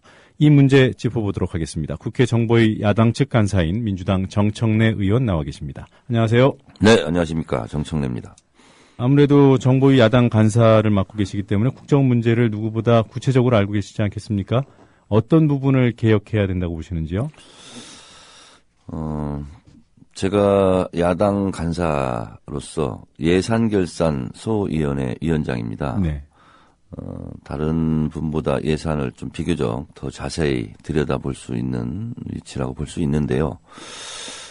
우선 예산 통제권이 없습니다. 네. 그러니까 제동 장치가 없죠. 왜 그러냐면 국정원이 짜온 예산에 대해서 결산 심사도 예산 심사도 합니다. 예. 그런데 시정을 요구를 할 경우가 있지 않겠습니까? 네. 이 예산은 불필요하니까 삭감하고 이 예산은 이쪽으로 더 갔으면 좋겠다. 이렇게 지적을 하는데 그것을 듣지 않았다. 국정원이. 네. 그러면 그 예산이 그 한 발짝도 못 나가야 되는데 그러면 시간을 보내다가 그 원안으로 그냥 가버려요. 그리고 예산결산 특별위원회로 가는 것이 아니라 국회의장에게로 직보가 돼요. 그리고 그 상태에서 묻어서 아무런 토론 없이 그냥 통과되게 돼 있어요, 지금 법적으로. 네. 그렇기 때문에 실제로 제동을 걸 수가 없는 거죠. 그러면 여기서 딜레마에 빠질 수밖에 없어요. 그러면 100% 요구하는 것을 줄여서 50%만 요구를 해서 심사를 받는 대상과 협의를 해서 네. 통과를 시킬 것이냐, 아니면 면죄부를 주지 않는 차원에서 그냥 심사를 못 하겠다 해서 그냥 원안대로 가느냐. 네. 그러니까 작년 결산 심사가 그랬어요. 작년도 그러니까 최근에 결산 심사에서 실제로 증빙 서류나 용처라든가 특히 대북 심리전단 150억 관련해서 그리고 실제로 150억 중에서 안보관광 등 직접 오프라인에서 국민들을 뽑아다가 안보 시찰을 하고 거기서 또 여러 가지 또 뭐 교육도 시키고 네. 이런 것을 한 거에 대해서 구체적으로 사람과 일시, 장소 이런 것을 가져와라 했는데 안 가져왔어요. 네. 안 가져왔으면 결산 심사를 할 수가 없는 거죠. 네. 그래서 못했어요. 근데 못했지만 결국은 전체 예산 결산 심사를 할 때 그냥 통과가 된 거죠. 그러니까 앞으로 예산도 그럴 가능성이 많습니다. 그렇기 때문에 정보위에서 예산 심사가 안 됐을 경우, 결산 심사가 안 됐을 경우는 한 발짝도 못 나가게 하는. 그래서 실제로 내년도 예산 이제 얼마 남지 않았는데요. 예산 심사에서 불필요하다 이 예산이 삭감해라. 삭감하지 않았을 경우에는 실제로 예산 결산 특별위원회를 가지 않고 예. 계속 홀딩된 상태로. 그러면 내년도 2014년도 국정원 예산은 집행이 안 되는 거죠. 그렇게 만들어 놓지 않으면 국회 예산 통제라는 것은 말뿐인 허울이다. 네. 이렇게 생각합니다. 네. 일단 뭐 그런 권한을 갖는 것이 기본이겠고요. 그러니까 내역에 대한 뭐라고 할까요? 그 사후 감시, 견제 네네. 이런 것도 보장이 돼야 되는 거죠. 그렇습니다. 그러니까 결산 심사도 그렇고요. 네. 그래서 이런 예산 통제는 이렇게 구체적이어야 되고요. 그다음에 대공수사권. 네. 지금 제가 예산안 대면 보고를 사전에 받았습니다만 대공수사 파트에 대한 예산이 지금 증액돼 있어요. 작년도보다. 올해보다. 오히려? 예, 네. 예. 그럼 이런 것이 과연 적절하냐. 그래서 대공수사권 폐지 문제. 당시 말해서 정보만 입수를 해야지 정보기관에서 수사를 하는 나라는 대한민국 유일합니다. 네. 이것을 고쳐야 되는 문제가 있는 거죠. 그리고 이미 많이 보도가 됐습니다만 국정원 2차장 산하에 있는 국내 파트 네. IO들이라고 그러죠. 정보원들이 실제로 각 기관에 출입을 하고 있죠. 네. 그러면서 정보 수집을 명목으로 실제로 사찰하는 거죠. 네. 이 부분을 전면적으로 폐지해야 되는 거죠. 네. 그래서 그것을 1차장이나 3차장, 그러니까 해외 첩보, 해외 정보나 아니면 테러 이런 쪽으로 돌려야 되는 상황입니다. 네, 뭐 기관 출입 같은 부분은 새누리당에서도 이견이 없는 것 같아요. 그렇지 않습니다. 아, 그래요? 지금 겉으로 몰리니까, 수세에 몰리니까, 아이오들, 기관원들을 출입을 금지시켜야 된다라고 하고 있지만, 그렇게 하면 실제로 무너지지 않냐, 국정원이. 네. 그렇기 때문에 내부적으로는 반대를 하고 있어요. 그래요, 네. 자, 어쨌든 이제 이 국정원 개혁특위 앞에 말씀하신 과제들이 놓이게 됐습니다. 네. 위원장을 민주당에서 맡기로 했죠? 네, 그런 것으로 알고 있습니다. 네, 정세균 네, 의원. 네. 그럼 위원장이 되게 위원들을 고르는 겁니까? 아니면 각 당에서 다 추천을 하는 겁니까? 각 당에 7명 하기로 했기 때문에 위원장 포함해서요? 네, 그렇습니다. 네. 그래서 각 당에서 추천을 하겠죠. 그 정세균 위원장으로 내정이 된 건가요? 어떻게 합의가 된 거죠? 내정이 됐고 네. 그것은 민주당 몫이기 때문에 민주당에서 누구로 정하면 그대로 정하게 돼 있습니다. 네. 정청래 의원님을 이렇게 꼭 집어서 네. 특위로 보내달라 그랬다는 보도가 나오던데 어떻게 하실 생각이십니까? 저는 어제 저녁에 전병헌 원내대표에게 네. 전화를 걸어서 다른 훌륭한 의원들도 많이 있고 그리고 또 다른 의원님들이 많이 관심을 갖고 참여하려고 하니 저는 빼달라라고 네. 저는 얘기했습니다. 왜 빼달라고 그러셨어요?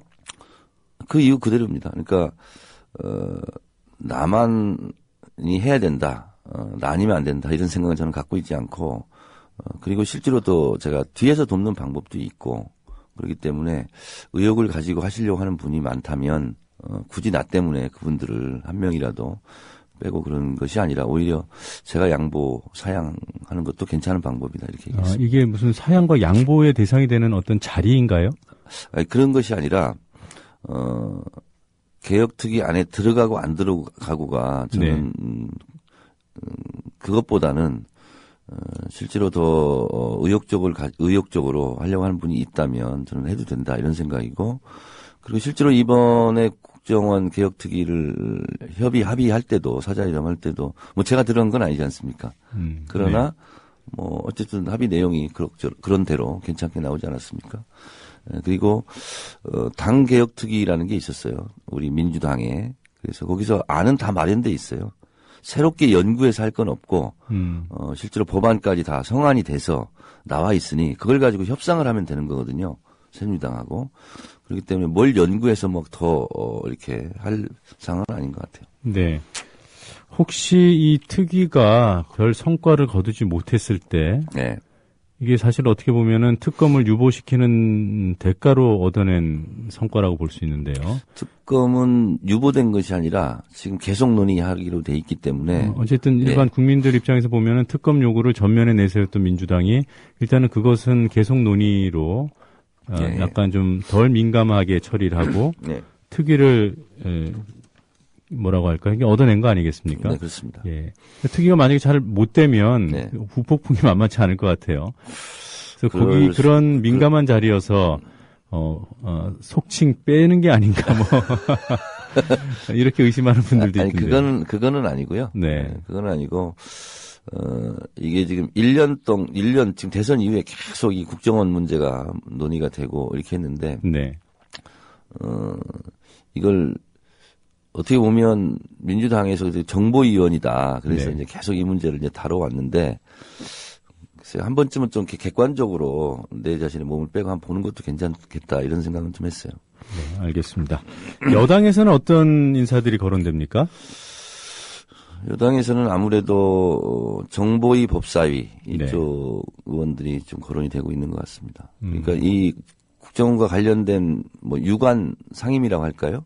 아무래도 이제 법을 만드는 거니까 법사위, 또 직접적인 정보위, 그다음에 외교통일위원회, 뭐 국방위, 여기가 좀 국정원과 나름대로 연관성을 맺고 있는 상임이기 때문에 그쪽 의원들이 좀 논의되고 있는 것 같습니다. 지금 논의되고 있는 여당 측 의원들 중에 이번에 표결에서 반대표를 던진 의원들도 있어요? 네.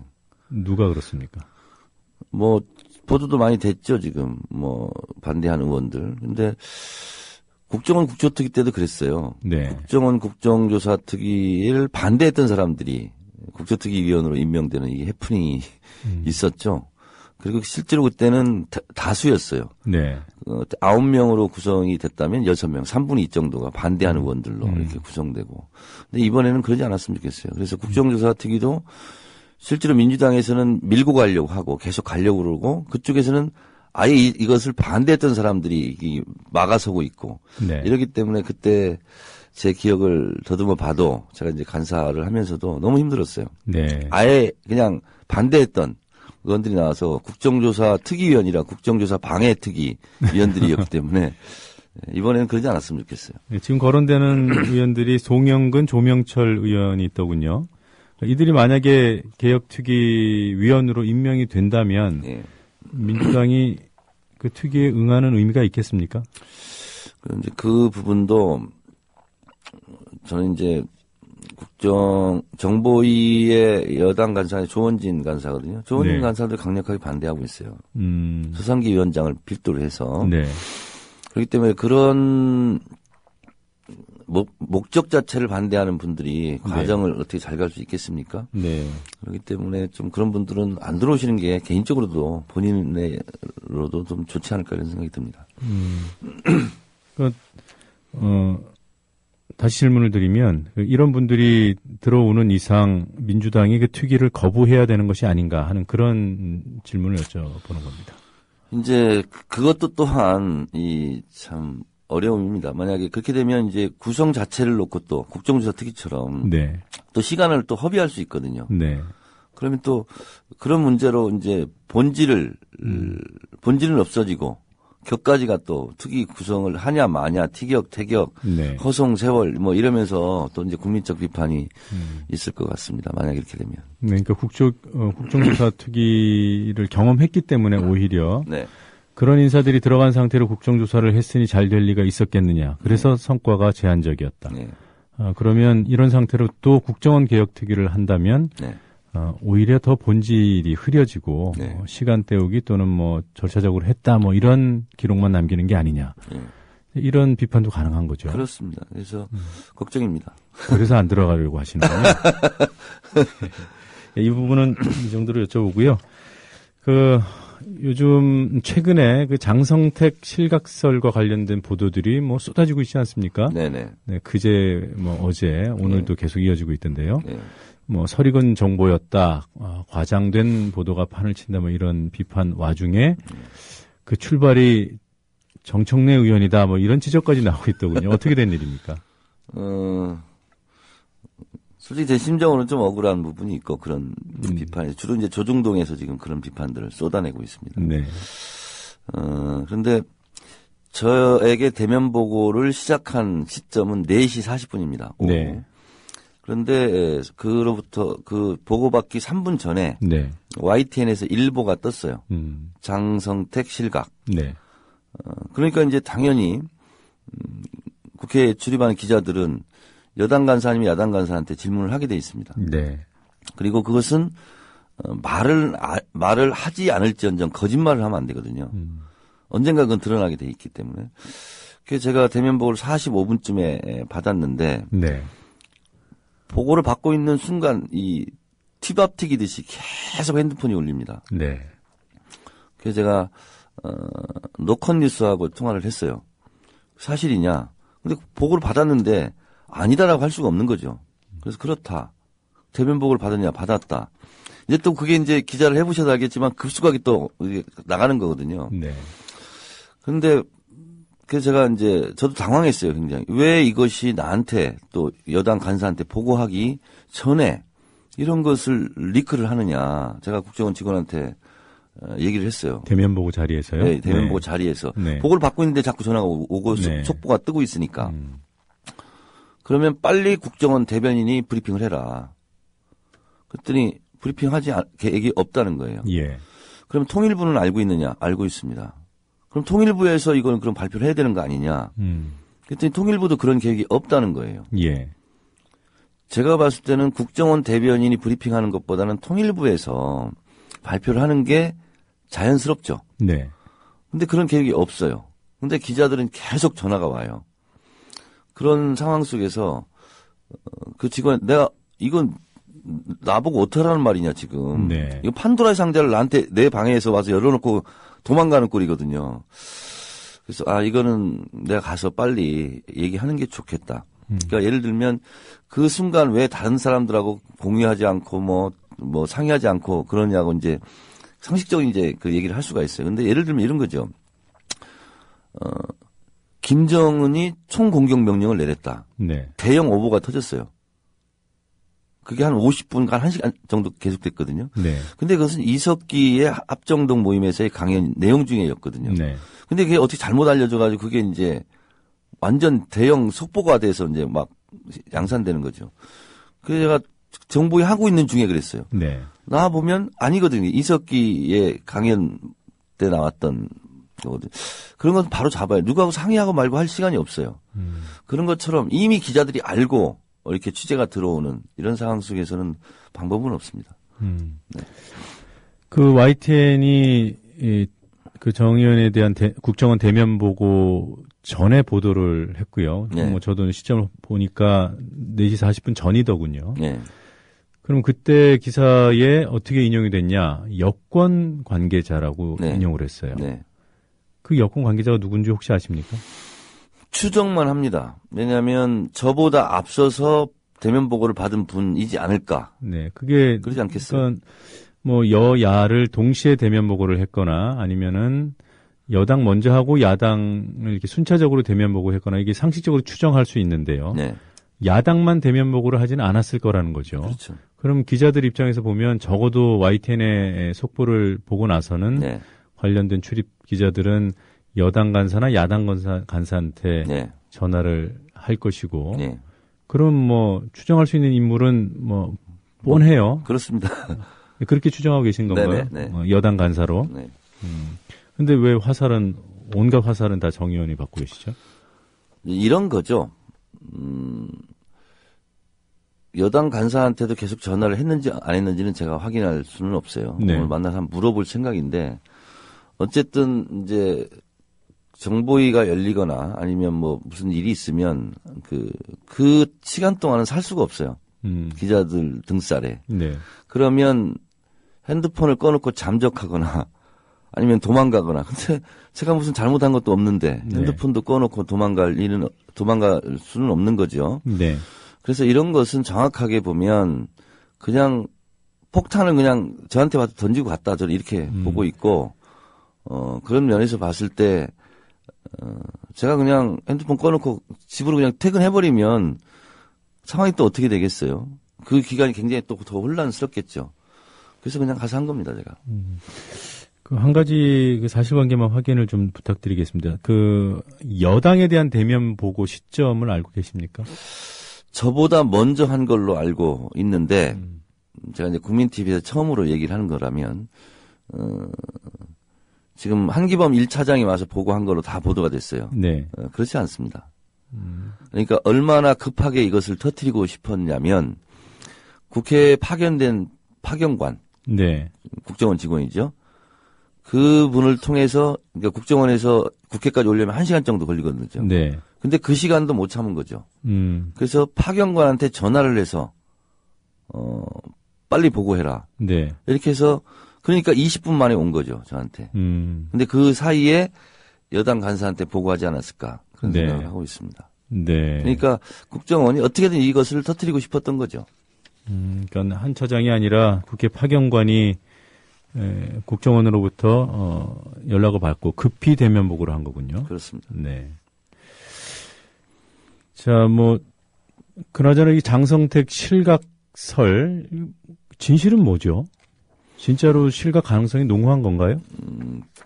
지금까지 알려진 바에 의하면 그렇습니다. 그러니까 장성택이 펄펄 살아있다면, 네. 힘이 있다면 과연 자기의 수족, 일 부부장하고 부부장은 자기 오른팔 왼팔이거든요. 네. 근데 그 두 사람이 처형되도록 놔뒀을까? 뭐 손을 썼겠죠. 근데 그 힘이 안 미쳤겠죠. 그렇다면 직책이 해임되고 안 되고를 떠나서 어쨌든 힘이 빠진 것은 분명하다. 네. 라고 저는 생각하고 있습니다. 장숙이라고 리용아의 처형은 그거는 확인된 사실이라고 보시는 건가요? 저는 그렇게 보고 있습니다. 네. 잘 알겠습니다. 이거 시간이 조금 부족한데요. 하나만 좀 더 여쭤보도록 하죠. 지난 3일에 있었던 여야 대표 간의 합의. 네. 이제 국정원 개혁 특위를 가동하기로 하고, 그동안 야당이 야권 연대를 통해서, 강력하게 요구했던, 네. 국가기관 대선 개입 사건에 관한 특검은 그러니까 논의를 진행하는 것으로, 네. 뒤로 일단은 유보해둔. 이에 대한 평가 민주당 내에서는 어떻게 나오고 있어요? 저는, 국정원 개혁 특위도 중요하지만 네. 어쨌든 이것은 좀 시간을 두고 좀 뭐 법을 만드는 문제이지 않습니까? 네. 근데 그건 며칠간 더 늦춰둬도 죽고 사는 문제는 아니다. 이렇게 네. 생각을 하기 때문에 더 전면적으로 특검을 내걸고 시간이 더 가더라도 네. 좀 협상을 더 했어야 된다. 그래서 그걸 따냈어야 된다. 그리고 예를 들면 이런 거죠. 특검을 당장 하지 않더라도 예를 들면 1월 중에 한다든가 2월 네. 중에 한다든가 아니면 1차 재판이 끝난 다음에 한다든가 네. 이렇게 정도는 고리는 걸어놨어야 되는데 그냥 계속 논의하기로 한다. 그러니까 물 건너간 건 아니지만 네. 어쨌든 국민적 평가가 이러다가 특검 안 되는 거 아니야? 예. 이런 생각도 저도 하고 있거든요. 그렇기 때문에 저는 상당히 불만이었습니다. 그러시니까 그 협상의 결과물인 특위에 참석하기가 좀 곤란하시긴 하겠네요. 근데 모르겠어요. 빼줄지 안 빼줄지. 그럼 특위에 참여할 수도 있다는.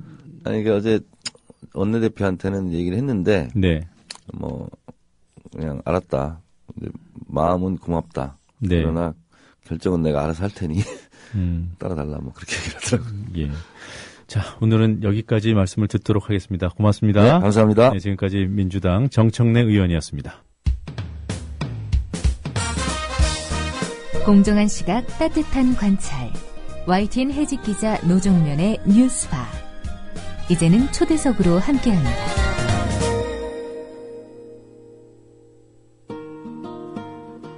정부와 조선일보가 최동욱 전 검찰총장의 혼의 아들로 지목한 초등학생 최모군. 조선일보는 최군 학생기록부에 최군 아버지가 최동욱이라고 기록되어 있다고 보도를 했죠. 그리고 정부는 혈액형이 부자관계의 증거라고 말했습니다. 당시 조선일보와 정부는 어떻게 학생기록부를 봤을까? 또 어떻게 혈액형을 알았을까? 의문이 제기됐지만 혼의 아들이 맞냐 아니냐라는 선정적인 관심에 묻혀버리고 말았습니다. 그러나 석 달 만에 비밀의 문이 열리기 시작했습니다. 서울시의회와 전교조가 서울시교육청의 특별감사 보고서를 입수해 공개했습니다. 거기에는 최군학교 학생기록부 담당 교사가 전산 시스템을 이용해 무려 17번이나 혈액형을 조회한 사실이 담겨 있었습니다. 전교조 하병수 대변인과 이 문제 상세히 알아보도록 하겠습니다. 하병수 대변인님 안녕하세요. 예, 안녕하세요. 네. 자, 먼저 오늘 대변인님하고 얘기를 하게 될 내용이 서울시 교육청 감사에서 확인된 내용들이죠. 예, 맞습니다. 네, 우선 감사가 어떤 과정을 거쳐서 진행됐는지 설명 부탁드리겠습니다. 예. 9월 6일날 조선일보 보도 이후에 청와대가 해당 모자의 혈액형을 사전 입수했다라는 보도도 있었고요. 네. 그다음에 윤상현 새누리당 원내 수석 부대표도 보호자뿐만이 아니라 최모군의 혈액형을 누군가의 제보에 의해서 얻었다라는 이야기들을 공식적으로 발언을 했습니다. 그래서 여권 발언 말씀하시는 건가요? 예. 그래서 그 이후에 국회의원과 시의원들이 서울시 교육청 감사실에 감사 요청을 한 걸로 알고 있고요. 네. 그것에 따라서 서울시 교육청 감사실에서 10월 28일부터 이틀 동안 그 감사관실 직원 5명을 보내 서울의 사립초등학교 최모군이 한번 있었다가 유학을 갔죠. 네. 있었던 그 학교에 감사를 좀 진행을 하게 되었습니다. 10월 28일부터 29일, 그러니까 한 달 보름 전에 감사를 했군요. 일주일 걸렸는데요. 띄엄띄엄 이틀을 한 걸로 알고 있습니다. 아, 그래요? 10월 28일부터 약 일주일간. 근데 현장 감사를 한 거는 이틀이다. 예, 이틀 정도 진행한 걸로 전해지고 있습니다. 이번 감사가 그러니까 그 서울시 의회 의원 등의 요구에 따라서 이루어진 건 뭐라고 할까요? 특별감사 형식이네요? 예, 꼭 특별감사라는 명칭을 붙이지 않았지만 내부적으로 5명의 직원이 이틀 동안 면밀하게 해당 관계자들 한 30명 정도를 만난 걸로 알고 있고요. 네. 그래서 일단 감사의 요지는 학생 세모군의 혈액형 등 은밀한 개인 정보를 특정 정부기관이나 언론사에 빼돌리지 않았느냐 이것을 한번 따져보기 위해서 감사를 진행한 것입니다. 네. 그럼 감사 방식, 지금 한 30명 정도가 대상이 됐다는데요. 예. 이렇게 조사한 방식이 어땠죠? 일단은 지금 의혹이 이제 불거졌던 부분들이 실제 혈액형, 네. 실제 좋아했는지 여부를 좀 확인을 좀 집중을 한 것 같습니다. 그리고 또 하나는 조선일보 기자가 이제 9월 6일 기사 작성 전에 네. 학교를 방문한 걸로 이제 감사 보고서에는 적시가 되어 있고요. 네. 그래서 어떠한 이야기가 실제 개인 정보가 학교 관계자에서 전해졌는지 이 부분을 이제 확인하기 위해서 집중적으로 감사가 좀 이루어졌습니다. 네. 혈액형 얘기는 조금 이따 좀 더 구체적으로 좀 여쭤볼 예정이고요. 예. 우선 조선일보 기자가 해당 학교를 방문한 시점이 나와 있습니까? 예. 그 전날로 이제 전해지고 있고요. 9월 5일이요. 예. 그 방문 당시에는 이제 기자라는 신분을 처음부터 드러내고 들어간 게 아니라 네. 일단 학부모를 가장해서 들어간 걸로 알고 있습니다. 들어가서 이제 조선일보 기자라는 신분을 보여주고 이제 교장 교감 선생님을 만나서 최모군이 이제 최동욱의 아들이라는 이야기가 들었다. 이 네. 부분을 좀 확인하러 왔다. 이런 형태로 이제 질문을 던지고 하지만 이제 교장 교감 선생님은 이 부분에 대해서는 전혀 이야기를 하지 않았다. 이런 네. 식으로 이제 감사 결과를 내렸습니다. 네. 조선일보 기자가 방문한 시점은 기사가 나오기 하루 전인 9월 5일이었고요. 예. 학부모를 가장해서 들어와서 교장과 교감을 면담을 했는데 면담한 이후에는 이제 신분을 밝혔고요. 예. 그리고 물어본 것이 이미 뭔가를 확인해 오고 와서 재확인을 하러 온 겁니까? 아니면은 새로운 사실 전혀 몰랐던 것들을 확인하러 온 겁니까? 일단 그 부분이 정확하게 적시되어 있지는 않지만 내용을 종합해 보면 네. 일단 조선일보 기자들이 사전에 분명한 내용을 좀 알고 네. 그걸 재차 확인하러 온 걸로 보여집니다. 기자들인가요? 예, 기자들이 왔습니다. 몇 명이 왔습니까? 지금 보고서에는 2명으로 전해지고 있습니다. 네, 알겠습니다. 자, 그 혈액형을 조회했다는 내용이 이제 일부 매체를 통해서 보도가 되지 않았습니까? 예. 네, 그 혈액형을 조회한 사람이 누구로 되어 있습니까? 조회를 이제 1월부터 9월까지 네. 그 혈액형 영역을 조회한 교사들이 23명으로 되어 있고요. 네. 이 23명은 이제 총 관리자 이제 교장 교감 선생님, 네. 그다음에 시스템 담당자, 이제 권한부여 담당자라고 표현하는 분 한 분, 네. 그다음에 이제 생활기록부 이제 업무 담당자, 네. 그다음에 담임교사, 그다음 행정실장, 보건교사 네. 등을 포함해서 23명이 네. 혈액형 영역 조회가 있었던 걸로 밝혀졌고요. 네. 그리고 2월 12일 하루에 네. 그 생기부 권한부여 담당자가 무려 17번 혈액형 영역을 조회했던 그 로그 기록이 감사 결과 보고서에 나와 있습니다. 그러니까 2월 12일 하루에 17번을 조회를 했다고요? 예, 생기부 권한부여 담당자가 있습니다. 쉽게 얘기하면 그 시스템 전반을 담당하는 분인데요. 네. 이분 혼자서 17번 혈액형 영역을 조회했고 교사들이 이제 100여 분 정도 되시는데 한 23분 정도가 1월부터 9월까지 혈액형 영역 조회했다라는 로그 기록을 감사 결과 보고서에 보고가 되어 있습니다. 네, 2월 12일은 어떤 시기였습니까?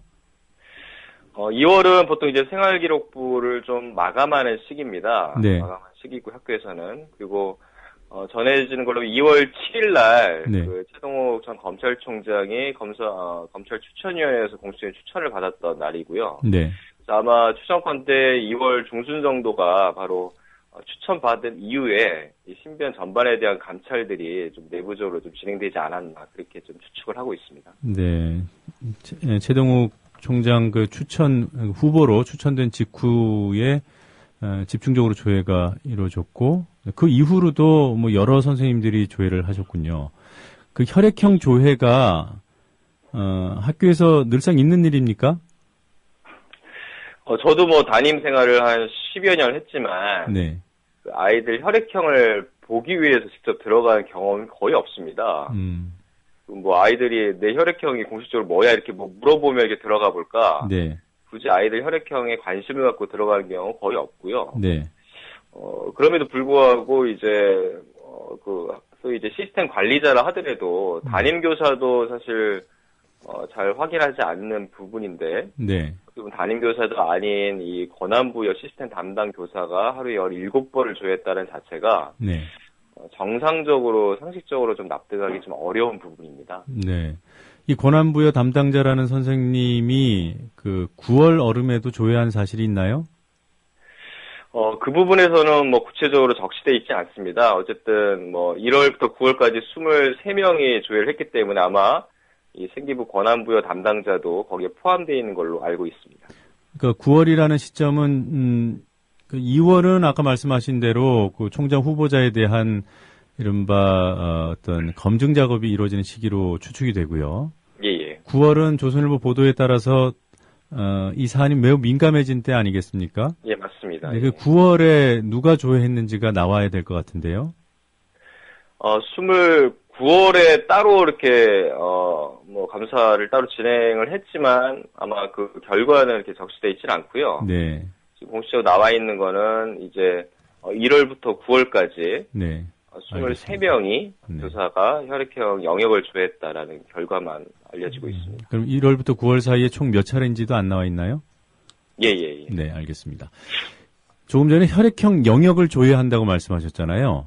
예. 그러면 이게 예를 들면 채모군 개인의 혈액형을 확인하려면은 그냥 예를 들어서 이름 치고 확인하고 이런 구조가 아닌 모양이네요.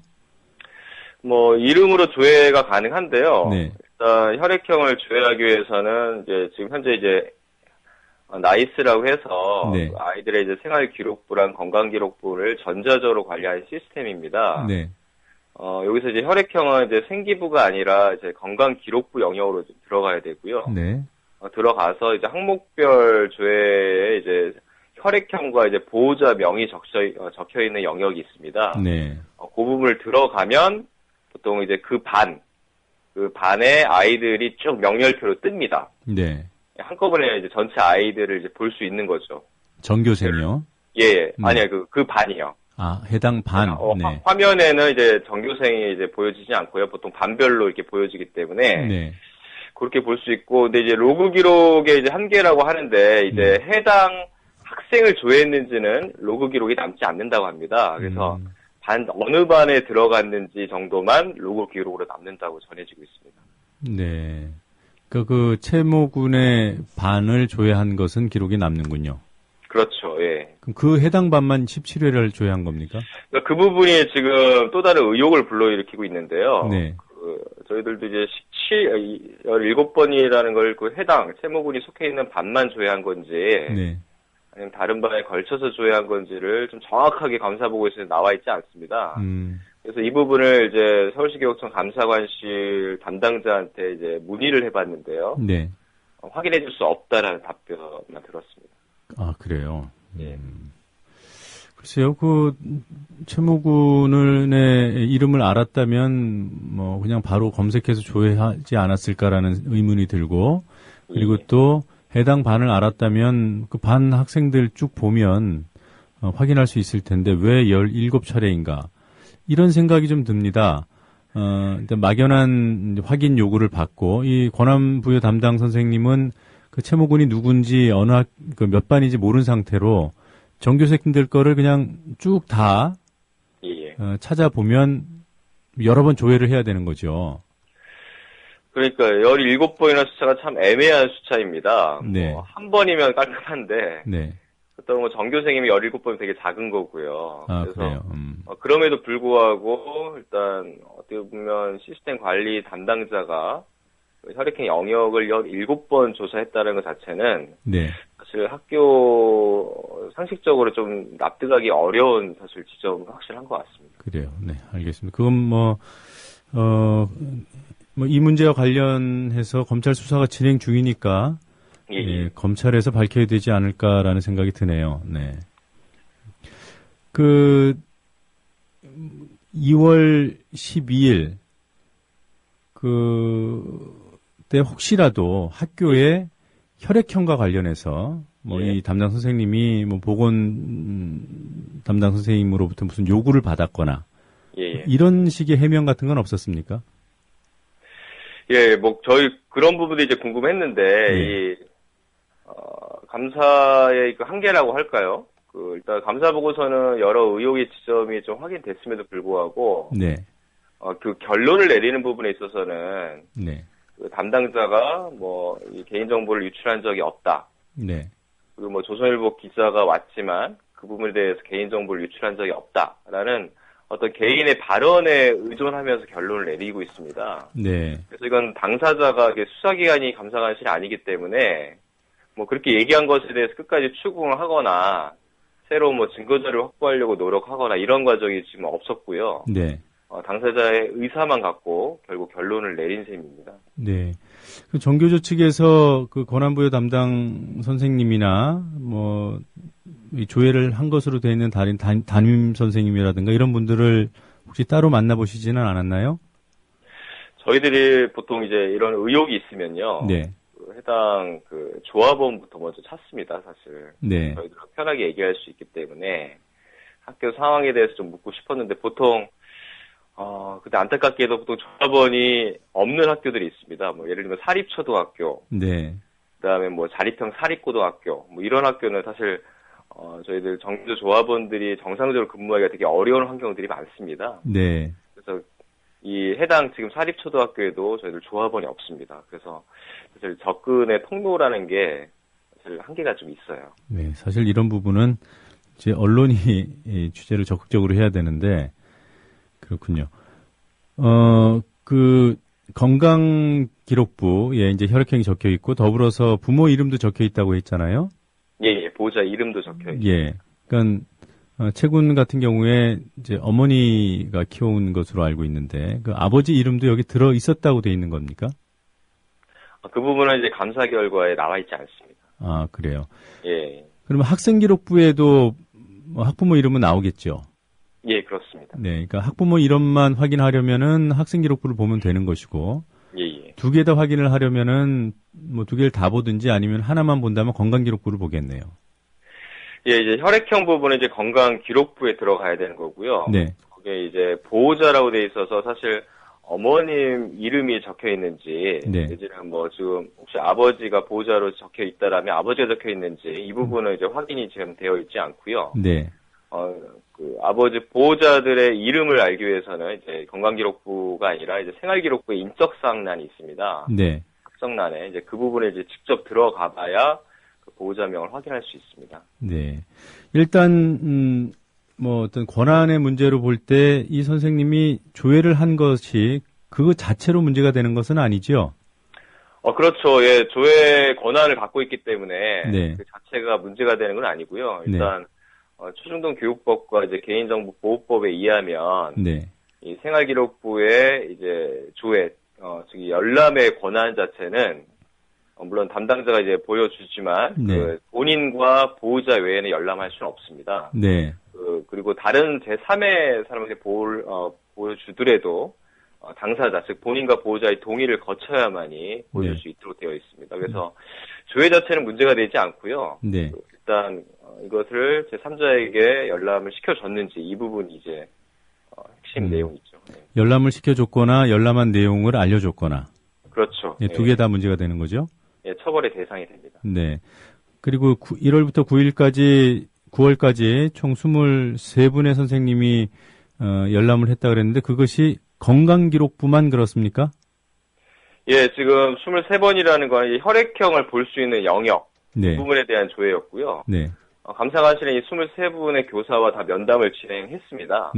하지만 누구도 이제 이 부분에 대해서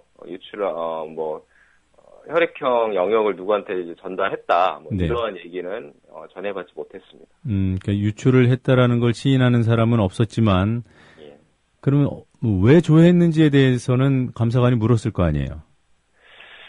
그 부분도 정확한 내용은 없는데요. 일단 전체적으로 보면 이 담당자들이 이제 그 부분에 들어간 기억을 못 하고 있습니다. 그러니까 이제 그 시스템 담당자도 그 학기 말에 이제 그 생활기록부 마감을 하는 시점에서 업무적으로 이제 들어갔던 것 같다. 근데 구체적으로 거기에 몇 번을 들어갔는지는 본인도 사실 이제 기억을 못 한다라고 그렇게 감사관에 보고한 걸로 알고 있습니다. 네. 그 감사 보고서에 평년, 그러니까 다른 해에는 이런 그 혈액형 영양에 대한 조회가 보통 얼마 정도인데 이번 건은 뭐 몇 회다. 이렇게 비교해서 평가해 놓은 그런 내용은 없었습니까? 지금 들어보니까 이제 그런 부분을 비교해 보면 네. 학교에서 이제 이례적으로 조회를 많이 했다라는 게 좀 드러날 수 있을 것 같은데 네. 지금 조사 기간은 1월부터 9월로 한정해서 진행한 걸로 알고 있습니다. 네. 뭐 감사를 한 것이 사실은요, 좀 의외이긴 해요. 근데 기왕 하는 감사 좀 치밀하게 했었으면 하는 그런 아쉬움이 남는군요. 일단은 시 이후에 이제 국회의원들이 이제 요청에 의해서 어떻게 보면 억지로 좀 진행을 한 것 같은데, 네. 일단 수사기관이 아니기 때문에 이제 본인들도 그 전화 인터뷰에서 그런 얘기를 했습니다. 본인들도 수사기관이 아니기 때문에 당사자가 네. 아니라고 하면 아닌 걸로 결론을 내릴 수밖에 없다. 이렇게 좀 얘기를 했기 때문에 네. 지금 이 부분에 대한 공은 검찰로 넘어간 것 같습니다. 네. 지금 여성 단체에서도 이제 고발을 좀 해놓은 상황이기 때문에 네. 이 감사 결과 보고서에 관련된 여러 의혹들을 수사기관이 재차 좀 수사를 진행을 해야 되지 않을까 그렇게 생각을 합니다. 예, 알겠습니다. 오늘 아침 긴 시간 동안 인터뷰 응해 주셔서 고맙고요. 예. 좀 다른 사안들 더 여쭤보고 싶은 게 있었는데 오늘은 이 정도로 마무리를 하겠습니다. 예, 고맙습니다. 고맙습니다. 예. 국민TV 라디오를 지지해주시는 방법. 팟빵 홈페이지에서 총 4가지를 클릭해주세요. 다운로드하기, 별점 주기, 구독하기, 댓글 달기. 기억하셨죠? 다운로드하기, 별점 주기, 구독하기, 댓글 달기. 더 좋은 방송을 위한 최고의 응원. 다운로드하기, 별점 주기, 구독하기, 댓글 달기.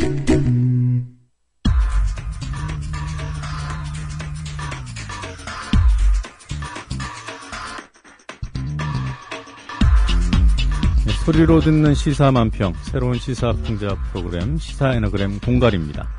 오늘은 박근혜 대통령의 발언을 에너그램 상자 공갈통에 넣어보죠. 박근혜 대통령은 어제 무역의 날 기념식에 참석해 이른바 번뇌 발언을 했습니다. 들어보시겠습니다. 국민을 어떻게 하면 모두 잘 살게 하느냐 하는 그런 생각 외에는 모두 다 번뇌. 한 참석자 질문에 답하는 과정에서 나온 말이라는데요.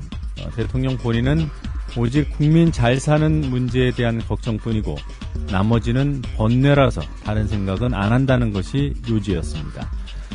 그러나 공갈통은 이 발언을 구성하는 음절들 순서를 바꿔서 전혀 다른 의미의 문장을 만들어냈습니다. 들어보시겠습니다. 살생 잘하는 그런 각하에게 번뇌는 어떻게 국민을 모두 외면하느냐다. 각하의 번뇌, 그 번뇌의 정체는 어떻게 국민을 모두 외면하느냐다. 공갈통은 이렇게 규정을 했군요. 살생 잘한다는 각하는 물론 가상의 인물입니다. 대통령 발언 원문과 공갈통이 만들어낸 에너그램 문장 이어서 들어보시겠습니다. 시사 에너그램 공갈이었습니다.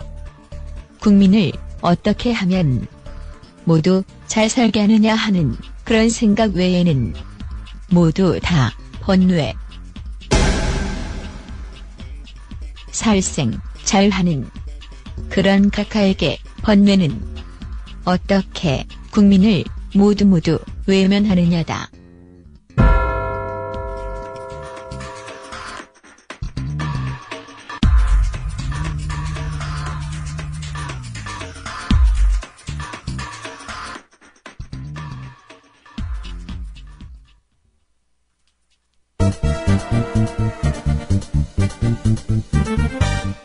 국민TV가 천년도시 전주로 갑니다.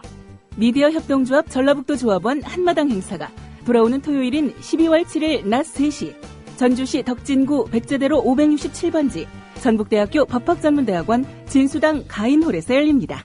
정승조 아나운서의 사회로 역사의 혼을 부르는 가수 손병희의 콘서트와 전 통일부 장관인 정동영 민주당 상임고문과 함께하는 서영석 김용민의 정치토크 공개방송, 최동석 조상훈의 왜 협동조합인가 공개 특강으로 꾸밉니다.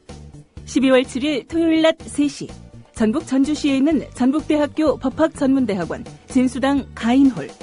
공정언론의 희망을 품은 모든 조합원과 시민의 열띤 참여를 기대합니다.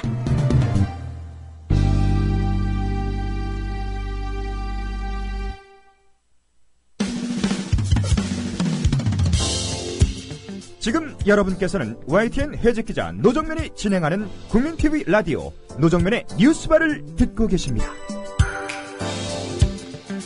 네, 각종 경제 현안을 돈이 아닌 사람의 관점에서 바라보는 선대인의 대인경제 시간입니다. 선대인 경제연구소 선대인 소장 전화 연결하겠습니다. 선 소장님 안녕하세요. 예, 안녕하세요. 오랜만입니다. 네, 오랜만입니다. 오늘은 그 공기업 개혁 문제를 좀 여쭤보도록 하겠습니다. 네네. 네, 최근 박근혜 정부가 공기업 개혁의 목소리를 높이고 있는데요. 어떻게 하겠다는 겁니까? 현호석 부총리가 최근에 그 공기업 기관장들을 모아놓고 파티는 끝났다. 네. 그래서 임원들 보수라든지 직원들 이렇게 보수를 깎아라. 인원을 구조조정하라는 그런 신호들을 보내고 있고요. 그렇게 하지 않으면 공기업 인사에 대해서 이 책임을 묻겠다. 네. 또 불이익을 주겠다. 이런 이제 요란스럽게 시작을 하고 있습니다. 네. 늘 하는 얘기지만 공기업 방만 경영, 예산 낭비. 네네. 네. 많이 들어보던 얘기긴 한데요. 이 박근혜 정부가 원인을 특별하게 짚어낸 게 있어요? 그러니까 박근혜 정부에서 이야기하는 건 지금 이야기를 보면 네. 이 정부라든지 다른 아무 잘못이 없는데 공기업 스스로가 이 효율적으로 경영을 하지 못해서 부채가 엄청나게 생겨났고 네. 또 그렇기 때문에 소비자의 편의로 돌아갈 수 있는 국민들의 편의로 돌아갈 수 있는 부분들 예를 들어서 전기 요금이 내려갈 수 있다든지 지금 KTX 이제 수수발 KTX를 도입해서 우회적인 민영화를 하겠다고 그러잖아요. 네. 예. 그런 경우에는 철도 요금을 싸게 할 수 있는데, 이 공기업들이 방만 경영을 한다. 그렇게 해서 이 국민들의 이 요금이, 그러니까 편의로 돌아갈 수 있는 것. 이런 것들을 지금 안 하고 있다. 이렇게 이제 주장을 하고 있는 거잖아요. 네. 근데, 진짜 그런가? 왜 그 공기업들 부채가 많이 생겨나는지를 근본 원인을 따져보면, 여러 가지가 있습니다만 무리하게 이 정권 차원의 그런 국책 사업에 동원되면서 부채가 늘어난 경우들이 되게 많거든요. 네. 예를 들면 LH공사 지금 이명박 정부에서 거의 부채가 LH공사의 부채가 한 65조 원 정도에서 30조 원까지 늘어났었거든요. 네. 거의 2배가 늘어난 셈인데 이게 이명박 정부에서 했던 각종 부동산 부양책에 동원된다든지, 예를 들면 미분양 물량을 매입해주고, 또, 보금자리 주택, 네. 보금자리 주택을 짓는다든지 해서, 그게 무리하게 이제 동원되면서, 부채가 엄청 늘어났었거든요. 수자원공사도 마찬가지 아닙니까? 4대형 사업 22조 원짜리 사업 하는 가운데, 당초 정부 예산으로 하겠다고 이야기를 했는데, 정부 예산이 모자란다는 핑계로 8조 원을 사실 수자원공사에 부채를 내서 하게 했거든요. 네. 예. 그런 식으로 공기업 방만 경영 그 자체보다는 정권 차원에서 이렇게 동원된 측면이 많고, 또 그렇게 한다면서 이 정권을 잡는 과정에서 이렇게 농공 행사하는 차원에서 네. 낙하산 인사를 또 얼마나 많이 했습니까? 그 낙하산 인사들이 들어가서 계속 자신들이, 이권을 챙기고, 자신들이 이렇게 유착된 기업들에게 이 특혜를 주는 방식으로 그렇게 경영을 했었는데, 그걸 지금 와서 그냥 공기업 자체만의 문제가 있었던 것처럼, 이런 네. 식으로 이제 몰아대고 있으니까요. 예. 상당히 문제의 진단부터 좀 전도가 돼 있다. 예. 그런 느낌이 많이 듭니다. 네. 그 문제가 어디에 있는지에 대한 설명은 충분히 이해가 됩니다만, 그러면 네네. 그렇기 때문에 국책 사업, 무리한 동원, 이런데 이제 공기업의 예산이 낭비되는 것들을, 그러면 막기 위해서라도 공기업을 민영화하면 되지 않겠냐. 이런 주장들이 나올 수 있지 않습니까? 실제로, 뭐 보수 언론들은 뭐 민영화가 아주 매우 좋은 방안인 것처럼 뭐 네네. 보도를 하기도 하는데요. 그러니까 이 사람들 논리가 이렇습니다. 이 지금 공기업 방만 경영이 일어나고 부채가 잔뜩 늘어난 것은 네. 민영화를 하지 않아서 그렇다. 쉽게 말해서 이걸 뭐 굳이 뭐 적극적으로 나서서 뭐 경영을 효율화할 의지를 안 보인다든지, 네. 또는 뭐 부채를 절감할 노력을 충분히 보이지 않고 있다. 그건 뭐 이 경쟁이 없기 때문이다. 이런 이야기를 주로 합니다. 네. 근데 우리가 조금만 생각해봐도 굉장히 이상하게 느껴지는 거예요. 그러면 예를 들어서 건설업계들 지금 뭐 다 구조조정 지금 줄바람이 이렇게 일어나고 있지 않습니까? 네. 예. 이렇게 되고 있는데 결국 그건 건설업체들도 실제로는 계속 방만 경영을 많이 했던 부분이 있고, 또 경영상의 판단에서 굉장히 이제 문제가 많았던 거죠. 예를 들어서 부동산 거품이 부풀어 오를 때 막 편성해서 마구잡이 사업을 벌였다가, 네. 지금은 이제 그걸 감당하지 못해서 다들 이제 주저앉고 있는 그런 상황들 아닙니까? 또 거꾸로 이 인천공항공사 같은 경우 지난 정권부터 이제 민영화 논란이 이제 거듭됐었는데요. 인천공항공사 같은 경우는 매년 수천억 원씩 흑자를 낼 정도로 굉장히 효율적인 기업이지 않습니까, 지금. 예. 그리고 세계에서 그 8년 연속 세계에서 가장 이렇게 그 항공 서비스가 뛰어난 그 공사로 해서 이렇게 이제 상을 받고 있는데요. 그런 정도인데 무조건 민영화를 하고 뭐 경쟁을 도입하면 만사가 해결된다, 이런 식으로 이제 접근을 하고 있는 거거든요. 그래서 그런 부분에서는 상당히 좀 너무 단순 논리다. 네. 그리고 결국은 말은 뭐 민영하다, 또 경쟁체제 도입이다, 이렇게 이야기를 하지만 결국은 그 일부 민간 기업들, 특히 이제 재벌 대기업들한테 어떤 일종의 사업적인 특혜를 주려는 것 아니냐, 예. 이런 의심을 자꾸 이제 사게 하는 거죠. 네. 이 대목에서 그 국민들이 좀 헷갈릴 수 있는 것이요. 그러니까 네네. 이해를 따져보면, 네. 자, 이 공기업 하나가 특정 분야를 맡고 있는 것보다는 여러 개의 네. 민간기업 체제로 돼서 서비스 경쟁을 하다 보면 서비스 질도 높아지고 당연히 요금도 네. 싸지는 것이 아닌가, 뭐 이런 기대를 네. 할 수 있지 않습니까?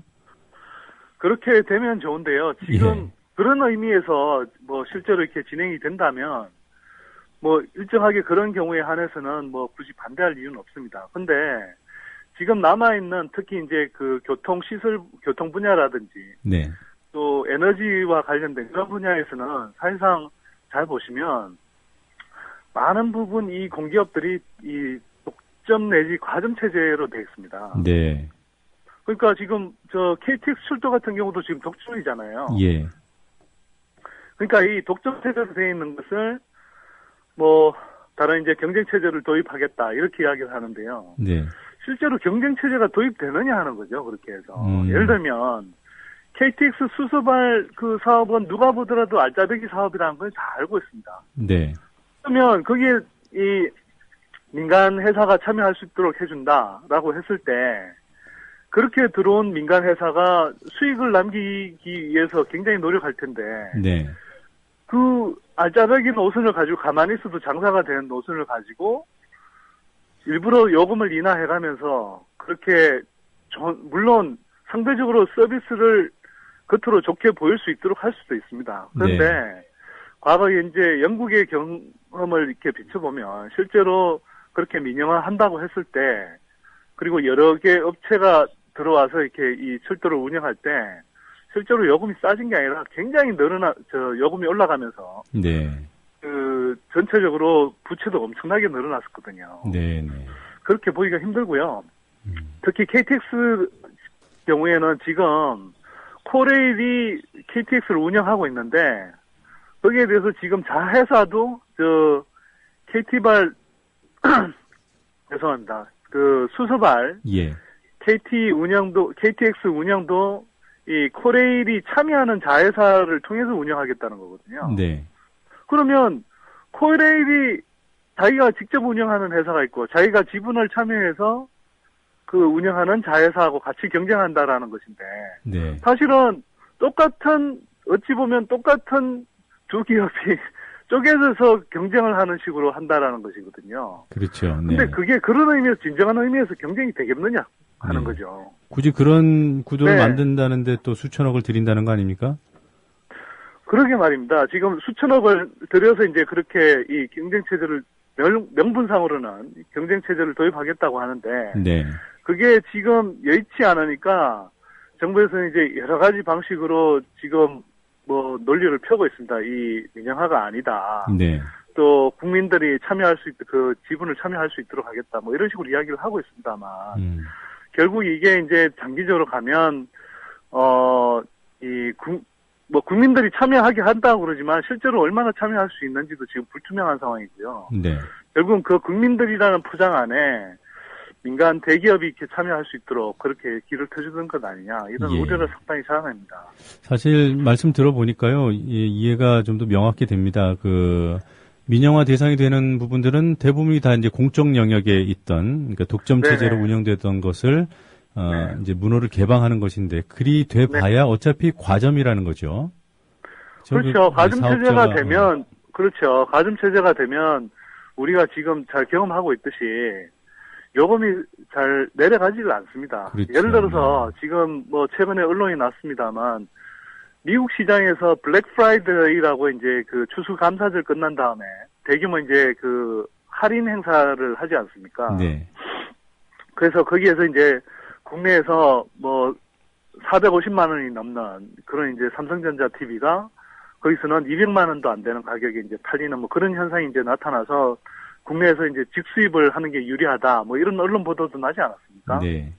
그러니까 실제로 한국의 경우는 재벌 대기업들을 중심으로 해서 주요 이제 이 소비재 상품에서 거의 다 독과점 체제가 이루어져 있거든요. 네. 그러니까 실제로 해외에서보다 국내 소비자들이 엄청나게 이제 사실 바가지를 쓰고 있는 셈이죠. 네. 그런데 이런 구조에서 기본적으로 자연 독점 상태가 돼 있는 그런 그 공공부문의 교통 영역에서 뭐 이 다른 한두 개 기업을 더 끼워 넣는다고 하더라도 네. 이게 실제로 외국의 경험을 보나 한국의 지금까지 이렇게 진행되어 온 그 이 산업 독과점 구조를 볼 때 네.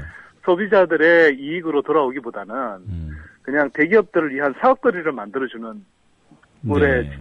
예, 거칠 가능성이 높다. 그렇겠네. 그렇게 봅니다. 예, 일단 한번 민영화를 하면 또 뭐 규제를 풀어야 된다, 어쩐다 이런 얘기가 나오고 또 어차피 그러니까 지속적으로 그런 방향으로 가고 있잖아요. 예, 우리가. 어차피 과점이라서 가격 경쟁력, 가격을 또 뭐 다운시킬 그럴 일도 없어 보이고 오히려 공적 영역에 그대로 두고 의회가 감시하도록 하는 것이 국민 입장에서도 훨씬 유리하겠군요. 훨씬 유리하다고 저는 봅니다. 네. 왜냐하면 뭐 지금도요. 그 코레일의 경우에도 마찬가지인데요. KTX 운영을 하면서 적자가 늘어난 부분보다는 네. 아까 이제 앞에서도 말씀드렸지만 그 정부가 잘못된 이 정책을 펴거나 정부의 이제 그러니까 잘못된 정책 거기에다가 이 건설 과정에서의 굉장히 이제 이 예산 낭비가 심했던 부분 이런 것들이 지금 부채로 남아 있는 경우들이 되게 많거든요. 네. 조금 더 구체적으로 말씀드리면 인천 경인철 잠깐 공항철도 말씀이신가요? 예, 인천 공항철도. 네. 죄송합니다. 인천 공항철도를 이제 예상 교통량보다 운행하면서 굉장히 이제 이 실제 교통량이 줄어드니까 네. 엄청난 부채가 생겨났고 그래서 그걸 결국은 코레일 보고 이 1조 2천억을 부채를 내가면서까지 이렇게 인수하도록 만들었잖아요. 네. 결국은 이게 그 국토교통부의 관료들의 그런 정책 실패에 따른 것인데 그 네. 부채를 사실은 결국 코레일이 이제 떠맡으식으로 이렇게 돼버렸거든요. 근데 그러고 나서는 이제 와서 그 코레일이 방만 경영을 하고 있으니 뭐 임원들 뭐 보수를 줄이라든지 노동자들 수를 줄이라는 식으로 지금 가고 있지 않습니까? 네. 그러니까 그게 올바른 방향이 저는 아니라고 본다는 겁니다. 물론 방만 경영의 여지가 있으면 그런 부분들은 우리가 이 경영 효율화를 통해서 일정하게 개선해야 될 부분이 있겠지만 네. 지금 정부가 집권하는 식은 아니라고 보고요. 오히려 좀 더